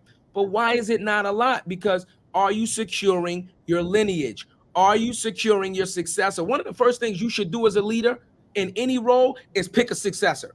Your successor, not the successor that they want them to be, somebody that you can groom, somebody that you can teach. That way they follow the I don't know what you say, like the mindset, the plan, moving forward, right? How many people don't do that actively? That's why I asked you that, and that's why I said I don't want it to be too personal, because a lot of people don't do that. When I get into the first thing I do is start looking for who needs a job, who's the most qualified. Let me bring you in, things of that nature, right? Because now I can say I tried, right? I tried. Now, if there's no qualified people, number one, okay, in the moment, everything's timing. That's number one. Number two, watch this. If you ever in your life ask me for a job or a favor and I call you and you turn down, you can't never ask me again. Wow. Never. Kind of deep. I might just accept this shit. I'm gonna need it 2 weeks from now. I'll give you a perfect example of that. I'll give you a perfect example of that, Deidre. We talked about this the other day on the show. You're from Queens. I was one of the foremen on the job that built Resorts World Casino in Queens, right off the road. I built that job. I actually bought my house off of that one job. Job bought that's how many hours and how much money we made off of that. I bought my house on that one job. Now, when the moment I knew I was taking over, because I went there as a worker first and then got put into position of management. The moment I got put into, I went right to my phone. Yo, you said you want to work? You said you want to work? You said you want to work? We work in 80, 90 hours a week. Come get this money. Blah, blah, blah, blah, blah, blah, blah. Number one. Number two, we are drug testing. So if you can't pass, I'm going to drug test you in the middle orientation. I ain't even going to tell you when. So guess what? If you can't pass it, go get clean. No. Watch me. No. Hold on. Go get clean. I'm giving you the information. Go get clean. The test will track you for 21 days. Go get clean. Call me when you're ready. Come get a job. You know how many people told me, no, that's too many hours? You know how many people told me they wouldn't be able to pass the drug test? And you know what I said? And you can't never in your life ask me for work again, ever. Oh, you can lead a horse to water sometimes. You can't but so when you say I'm being harsh, I'm saying, like, again, opportunity comes far and few. You didn't help me get to this position, but I'm still giving you an opportunity to these people that I call. You didn't help me for this position. You didn't put in a recommendation. You understand? You didn't do anything. So I got there without your support. And I'm supporting you, and you turn it down after you ask me for support. We can't keep that. We can't keep that door open, because then there's no consequences. Nobody takes you seriously. Think about it. Okay. Because you want the people that if you pick a successor, or you pick somebody to mentor or train, you want to pick somebody to mentor or train that you give all your time, your valuable time. You can be with your family, whatever you want to do. You could jump rope if you felt like it. So you're giving your time and your energy to this person for them to come in and be lazy and lackluster. That's what you want.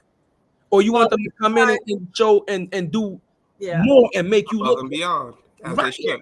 Yeah, but this is, again, I think why, for me, I join organizations. I try to put myself in positions where I can be able to speak to people who want to hear, right? So one of the things that we did with the National Sales Network a couple of years ago, we had this panel, and it was basically about how do you get ahead in corporate America? And it was like Black women on this panel, Black and Hispanic women on this panel, talking to mainly Black and brown audience.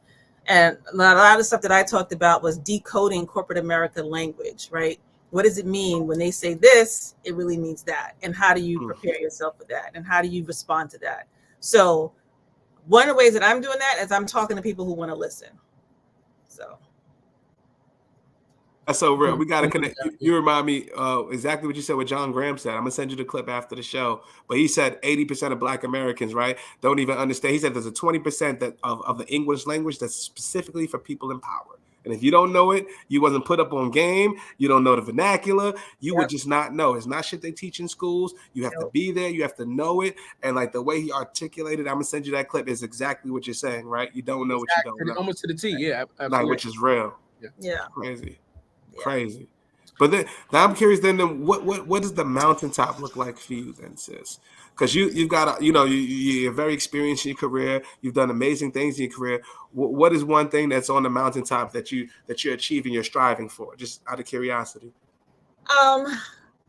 What I realize that I'm striving for is not one single thing. I realize that I like multiple things. I like variety. So I'm focused now on, I'm looking for a new role. So that's kind of paramount.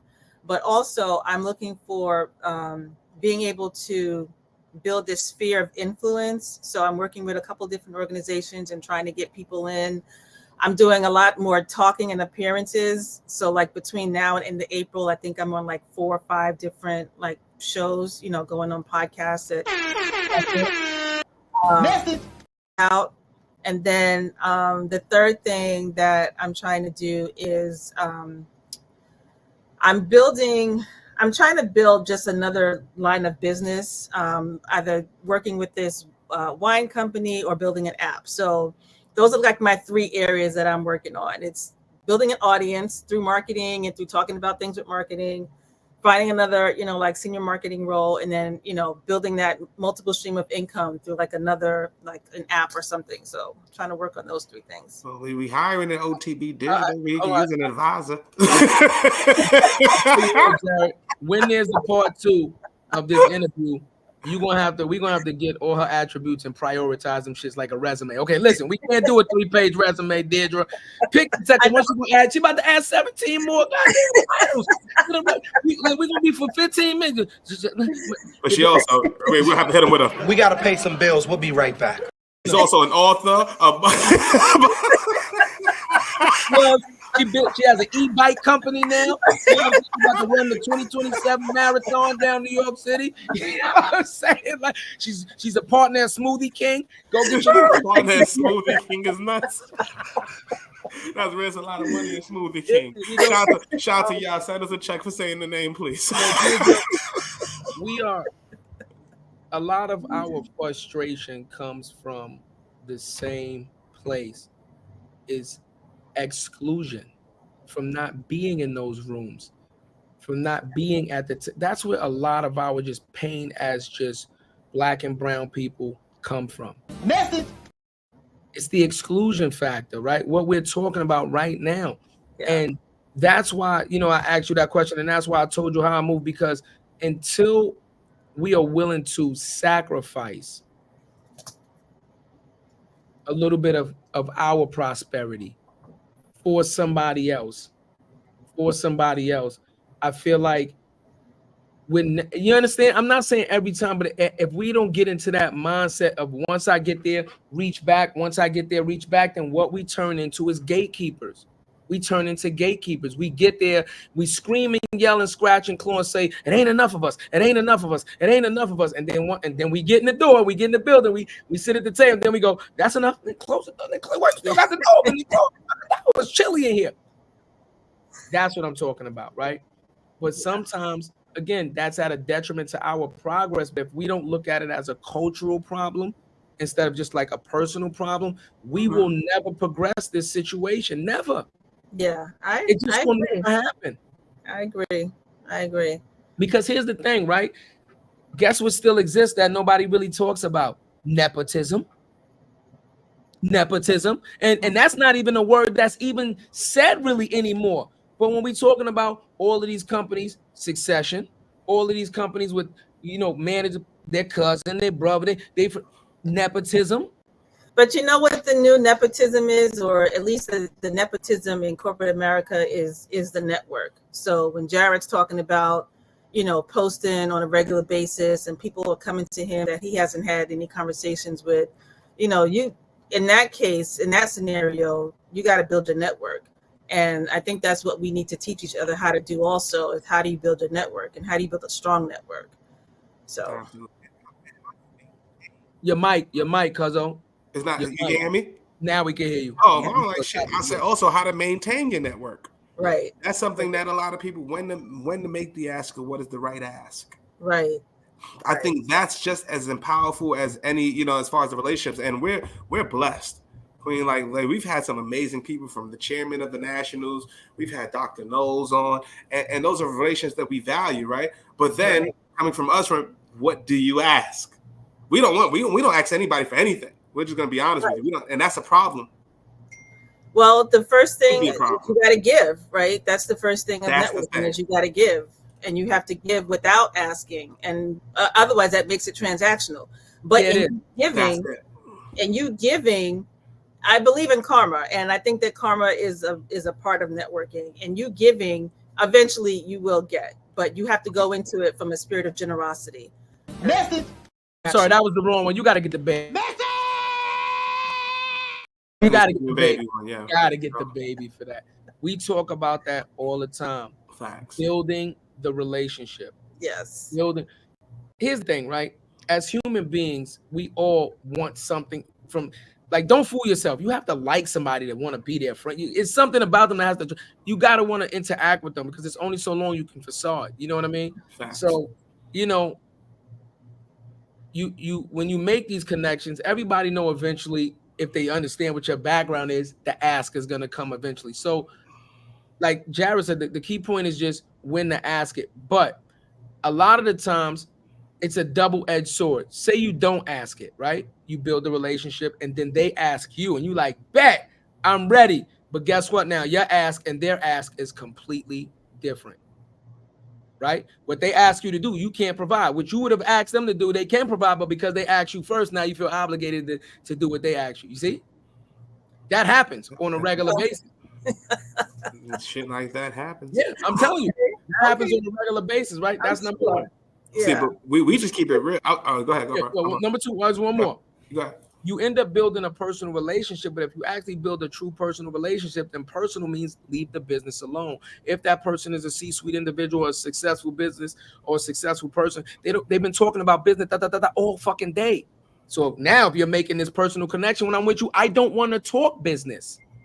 I want to relax, have a beer, have a medium well steak. That's what I want to do. But the problem is, if we build our relationship on that now, and it's based on that, when do you get the business ask? When do you, oh, by the way, before you bite that lamb chop, what you think about your stocks and both? You know what I'm saying? Like, but it goes back to what Deidre says, the self-awareness, knowing where you are in the situation, bro. Right, like what we do is so organic because we don't ask for it, but we generally get beers with people. When people come into New York City, they call us 8 o'clock in the morning. Like, I'm in the city, I'm only here for a day, and we make it happen.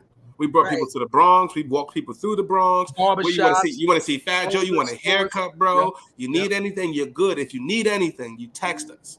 It'll be there. You know what I'm saying? Like, that's how we move. Almost like a concierge service. Almost like seriously. And we don't ask anything. We just met you on the podcast. And 90% of the time we get on people on the podcast, it's our first time meeting. I think you might have been the second or third person, Deidre, that we talked to before we got on the podcast. Okay. So we don't know we never know what to expect. Yeah.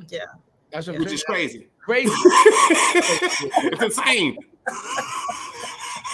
But that's why we love it. And that's why the people love it, because we don't know what the hell's going to happen. Yeah. So we didn't talk about it again. Just curious, right? This is another big topic that we talk about. Deidre, you have a daughter. Right? No, a son. Is it hypothetical or? No, you have a son. I'm sorry, no, I said daughter. You have a son, right? He's in high school at this point. College. I have two. So my youngest is almost in high school, and my oldest is in college. Okay, so one of the questions that we like to ask also is, you now being a young Black woman that is climbing the ladder, right? Mm-hmm. you didn't talk about a husband or anything like that.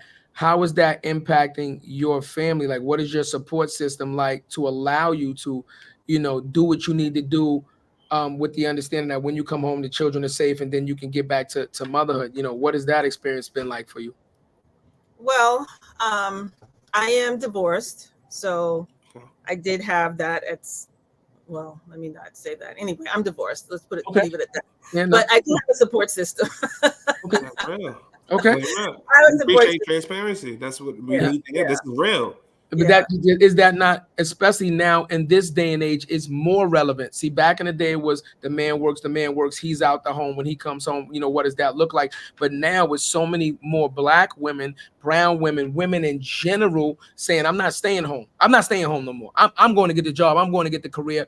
Now, what does that look like now from your perspective in reverse now, right? Are you finding men that are intimidated by your success, right?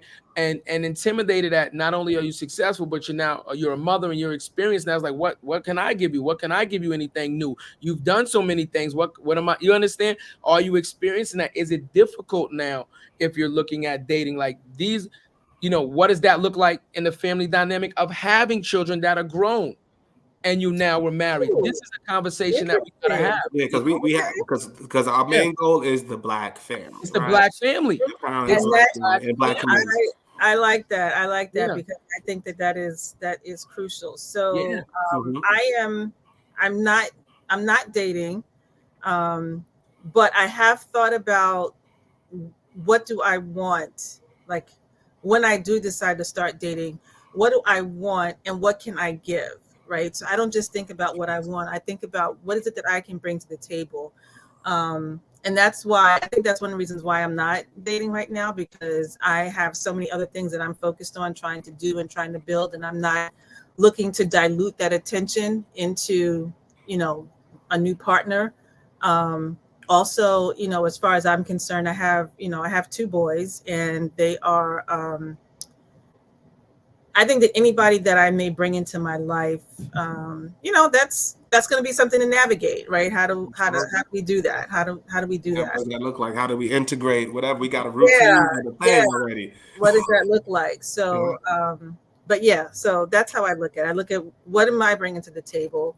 Do I feel like I have enough to bring at this point, which I don't, because again, I don't want to dilute my attention. My focus is my work and my kids, and whatever that ends up looking like, or whoever that person ends up being, would need to be somebody that can integrate into my family unit.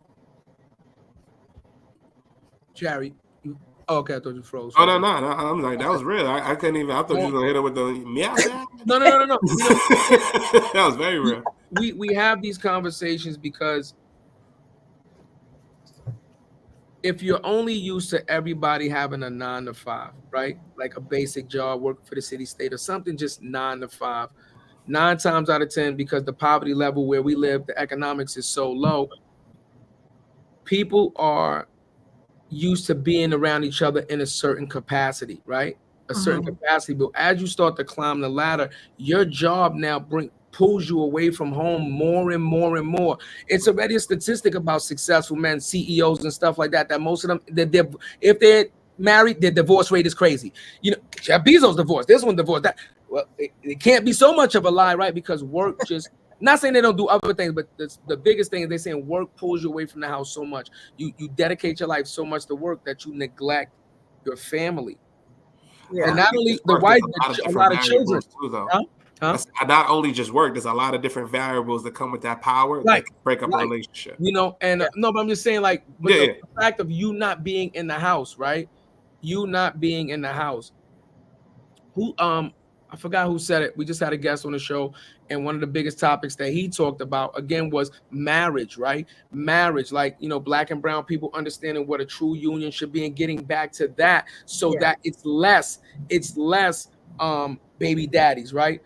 Right. You say you're divorced, but you had a union. You had a union versus people just hooking up, having babies, and then moving on. You know what I mean? And he took about the importance of the, the family dynamic, because statistically it already shows that when you have two parents in a household, statistically those children grow up way more balanced than a single parent household. Yeah, I agree with that. We're talk about getting better as a culture. We got to start at the household before you walk out the door. Yeah, I agree with that. I agree. 22-year union or something like that, over 20 years or something like that. Real. But yeah, I mean, it goes back to self-awareness. I mean, that's a big thing with me these days, is that you need to be self-aware. You need to invest time in understanding who you are and understanding yourself and understanding your thoughts and your feelings and how that leads to your actions and how that leads to your situation. You can't go into something, not right and expect it to work, whether it's a job or a relationship or, a marriage or whatever. So, self-awareness and self-reflection. That's a good point. But shit, we got to live. A lot of us ain't right. You got to live. Got to live. Mama got needs, you know what I'm saying? Like, Papa got needs, you know what I'm saying? That's real shit. One of the things we don't talk about in the Black community is mental health, right? Absolutely. And we don't, we historically are not the people that's going to go see a therapist, right?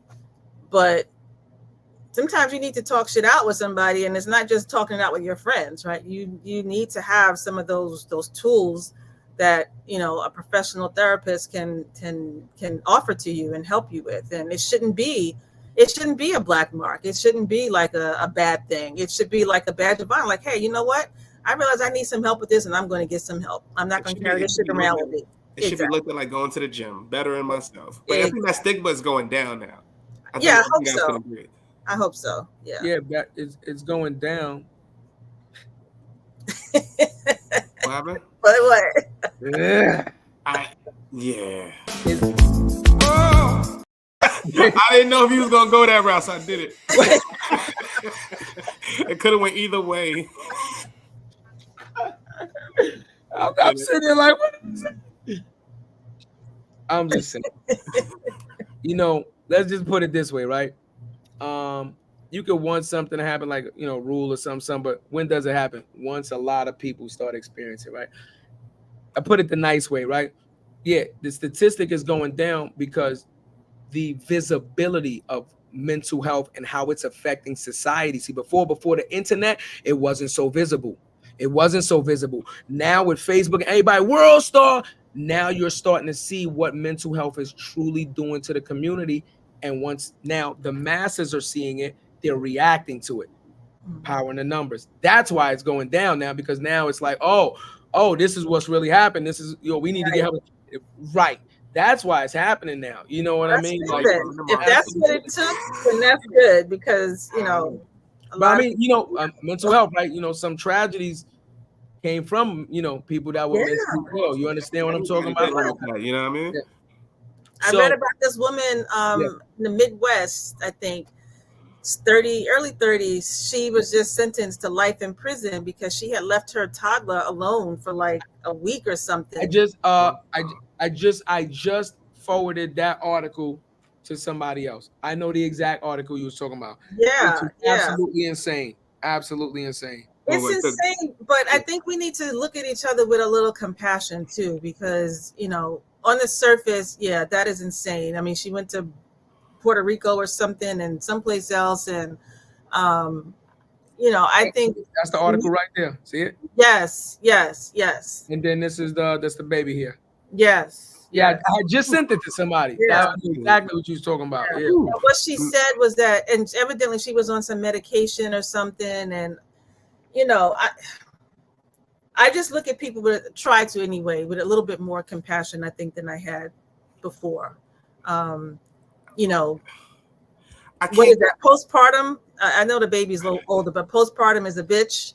It is. It definitely is. So I just try to look at people with a little bit more compassion these days than maybe I had before. I totally agree with that. But as a parent, I be wanting to go to Puerto Rico too. I be wanting to go to San Juan and get my parent, but hell no, not my baby. I know. Not my baby. It's rough. that was a rough story to hear, but life be life, so I get that too. Yeah, and it challenged me to just look at her with compassion because I've done some shit too. Okay. So maybe grandma's for a weekend, but shit. I'm about to say leave it at your auntie's house on count, Deidre. Yeah. You know what I'm saying? No, I know. It's a rough story, but no. Look. Again, nobody's perfect, right? We all are. We never will be. We all are flawed. But there's the difference between little small mistakes and then little mischievous acts and then something where it's like you had to be completely out of your mind where you thought that was actually like you. It has to be mental. I'm praying that you didn't think. She went on a trip, hot girl trip with her baby. Hot girl with her baby. That is not mental health. That is, I wanted to have fun, to be a mom, or to have fun. Maybe didn't want to be a mom, had the baby, chose that route, but I still want to get back into these streets. You see, that's crazy. I mean, no. Hate it. All of it. Let's for myself, the journey that I'm on, the things that I've experienced, what I've gone through, what I know is kind of still ahead of me. I've just tried to imbue a bit more compassion for myself, and that spills over to me having compassion for other people. And nobody's perfect. And as a parent, that was a heart-wrenching story to hear and to watch. But I think that someone to do that is someone that's in a lot of pain also. And perfect. Okay. So if you're not dating because you're putting your career first, if you're adding 17, 2,200,000 more titles to your accolades, that means you are, because your boy is, you are working. But guess what, Queen? You have to do something to relax. So what does Deidre like to do to relax when she's feeling like, okay, I done had enough today? Because you're only human. When you done had enough in job and kid, whatever. What do you do to decompress? What do you like to do that's not work? Where you could be like, I love this. This is me. I like to read. And I started playing this stupid game on my phone. It's ridiculous. But Monopoly? You play Monopoly? No, solitaire. Are you playing solitaire? I got solitaire. I got like three versions of it. What you talking about? I thought you was gonna say Monopoly. I mean, what's your username? I thought you catching up on BMF and shit. I thought you were gonna say something like that. Just caught up on BMF, beaching them.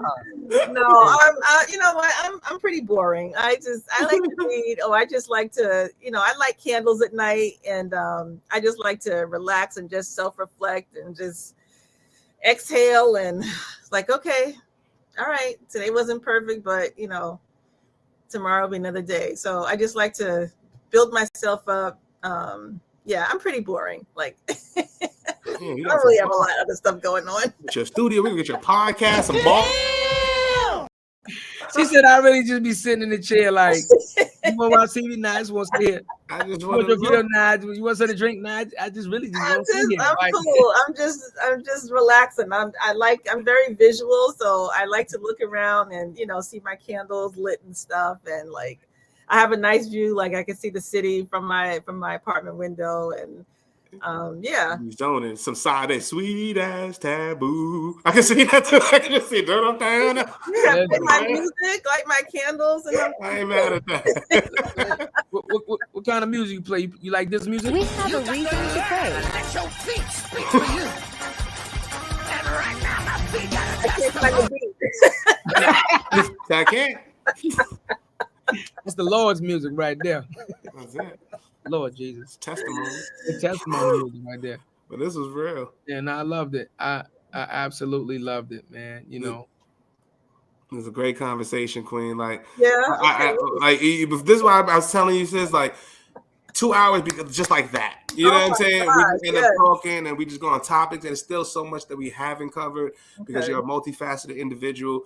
And like, just thank you for being transparent. Thank you for being honest. Thank you for coming up on here on Women's Month, allowing us to celebrate you and what you've accomplished. Like, it means a lot to us. I'm sure our listeners, everybody on the check-in, they comments is going crazy. If you've seen us doze off and looking away, people are going crazy on Instagram and YouTube, and we put up some comments. But thank you again for taking the time. We really appreciate you. Thank you. I want to say, just in case this is secret dude on the side. She couldn't say your name, homie. She got to say things when she focused. She love you, but you got to stay back for a little minute. No disrespect. She gonna call you tomorrow. All right, you know. She got to keep up with appearances. Listen, no, but I think we must continue again as a culture to at least have these type of conversations, right? Get some fresh ideas in there, but have these conversations, because the more you talk to each other, the more you can possibly learn, right? We all learn from each other. We learn things new every day, but we have to be willing to learn. Yes. And it starts with communication. And like you said, the more we communicate, the more we could get to know each other, the better of an understanding and compassion that we can have for each other, because we have that deeper understanding of them as a person. So, you know what I mean? Like, that, you know, that's what we got to do, man. And I enjoyed you, Queen. And I think that there's a lot of people that's going to want to get in contact with you. So if you don't mind letting the people know, anybody that want to connect with you or anything like that, where they can find you at. Yeah, LinkedIn is the best place to find me. It's just Deidre Hudson. Okay. Yeah. Yeah. So, and again, we always say this, man, you know, you're welcome. She's inviting you to connect, but please go with respect. Facts. She inviting you to connect, but please go with respect, man, especially if you guys are using this platform to get her information, right? She already told you. She didn't say she was Jamaican, but she got 15, 1,700,000 jobs. And she's busy, you know what I'm saying? Man, we got time for the shit. You know what I mean? You know what I'm saying? But you know, correct. Treat this woman with the respect that she has earned, right? And respect yourself. And if you got a question or something, you know, viable, definitely ask her. And you know, it definitely seems like she's willing to give you that information, but please be respectful. That way you don't jade her to the next person that's looking for an opportunity, right? Message. Well, this was awesome. Thank you, guys. I wasn't quite sure what to expect, but when Jared and I connected on LinkedIn and he made the offer, I was like, wow, that looks like an interesting opportunity. So thank you for making it just everything that Jared said it was. And the 2 hours flew by, and I really appreciate you guys. Oh, listen, so I don't know where you're located, but you know what we like to do with all our guests, right? Because you are guest now 99. So you 99. Have 99. Hold on, air our 100th episode is Thursday, so you know you're a big deal. What we like to do is now can bring you into the family, right? So if you wouldn't mind putting your private number into the chat, into your number into the private chat. Private chat, me, Jared, and the guests always form a group message, because this is our first conversation. It's not our last, and we look forward to building with you. And one of the ways that we want to offer you and show you our value, like I said, your guest 99, you now have access to every other guest that's been on our show, 98 people, because when they come on the show, they understand that this is what we're talking about doing, building a community, and everybody's receptive to it, right? So if anybody that you've seen on the show that you want to connect with or anything like that, you let us know. We make the introduction, we walk away, and now you have another person, right, in your Rolodex. So that's number one. Two, me and Jared are also in the process of doing a lot of events and panels, and we definitely need to keep in contact, because there's always different topics and things to discuss. So we need different people to come on that have the expertise in these avenues, right? So we're looking to build, right? This can't be our last conversation. This is our shout out to Black and Con. For those listening, we will be in the LinkedIn headquarters April 25th. Panel 3. You know, more than the title, man. The importance of Black media and owning our own content. Ownership. That's what we're doing. Ownership, right? In the headquarters. Yes. And we will be streaming. I'm not going to be in a hat and a hoodie. I can't mess up this here. I'm branded. I'm going to branded. I'm more than entitled. Everything. Girls with that JT hat. But I probably will be branded that day, ladies and gentlemen. I'm not gonna lie, but we will be streaming it. It is a closed off event. It's a private event only, but we're working out the details right now to stream it live so that all our fans and our supporters can definitely, tune into that. It's gonna be a dope event. It's an unofficial episode. And with that said, Queen, we really appreciate you. Thank you. Shout out everybody on the check-in, 99 episodes. Episode 100, Erica Ford. the queen of the community activist. She's a community, like she's done so many things for New York City. She has the Ballin' for Peace, the 2K tournament that just dropped. She got the Peace Mobile. Like, we're gonna have a real conversation. And I ain't gonna lie to you, I'm gonna pop a bottle of rosé on here. We're gonna drink a little, we're gonna toast it up, we're gonna have some fun. And I can't wait to do what we do, y'all. I ain't got no, I can't afford no rosé. I'm gonna keep it 100. I might get a good brew, a house brew. A good house. A good house brew. You know, when you go to the club and they give you that free bottle, like, yeah, free champagne. Like, this is $7 on Walmart, motherfucker. Well, guess what? You may We gotta pay some bills. We'll be right back. It is. Go and do the QR code. He may be able to get the rosé if you get a hoodie, a hat, a course, a dad hat, a mug. The mugs are fire. I'm telling you. Mugs is fire. On 5, 4, 3. Because I'm telling you, because once we go crazy, the price going up. I'm giving y'all the homie discount now. Right? All right, though. But on that love, we love it, y'all. We're going to see y'all on Thursday, 100th episode. We outside, y'all. Let's do it. What you know about me?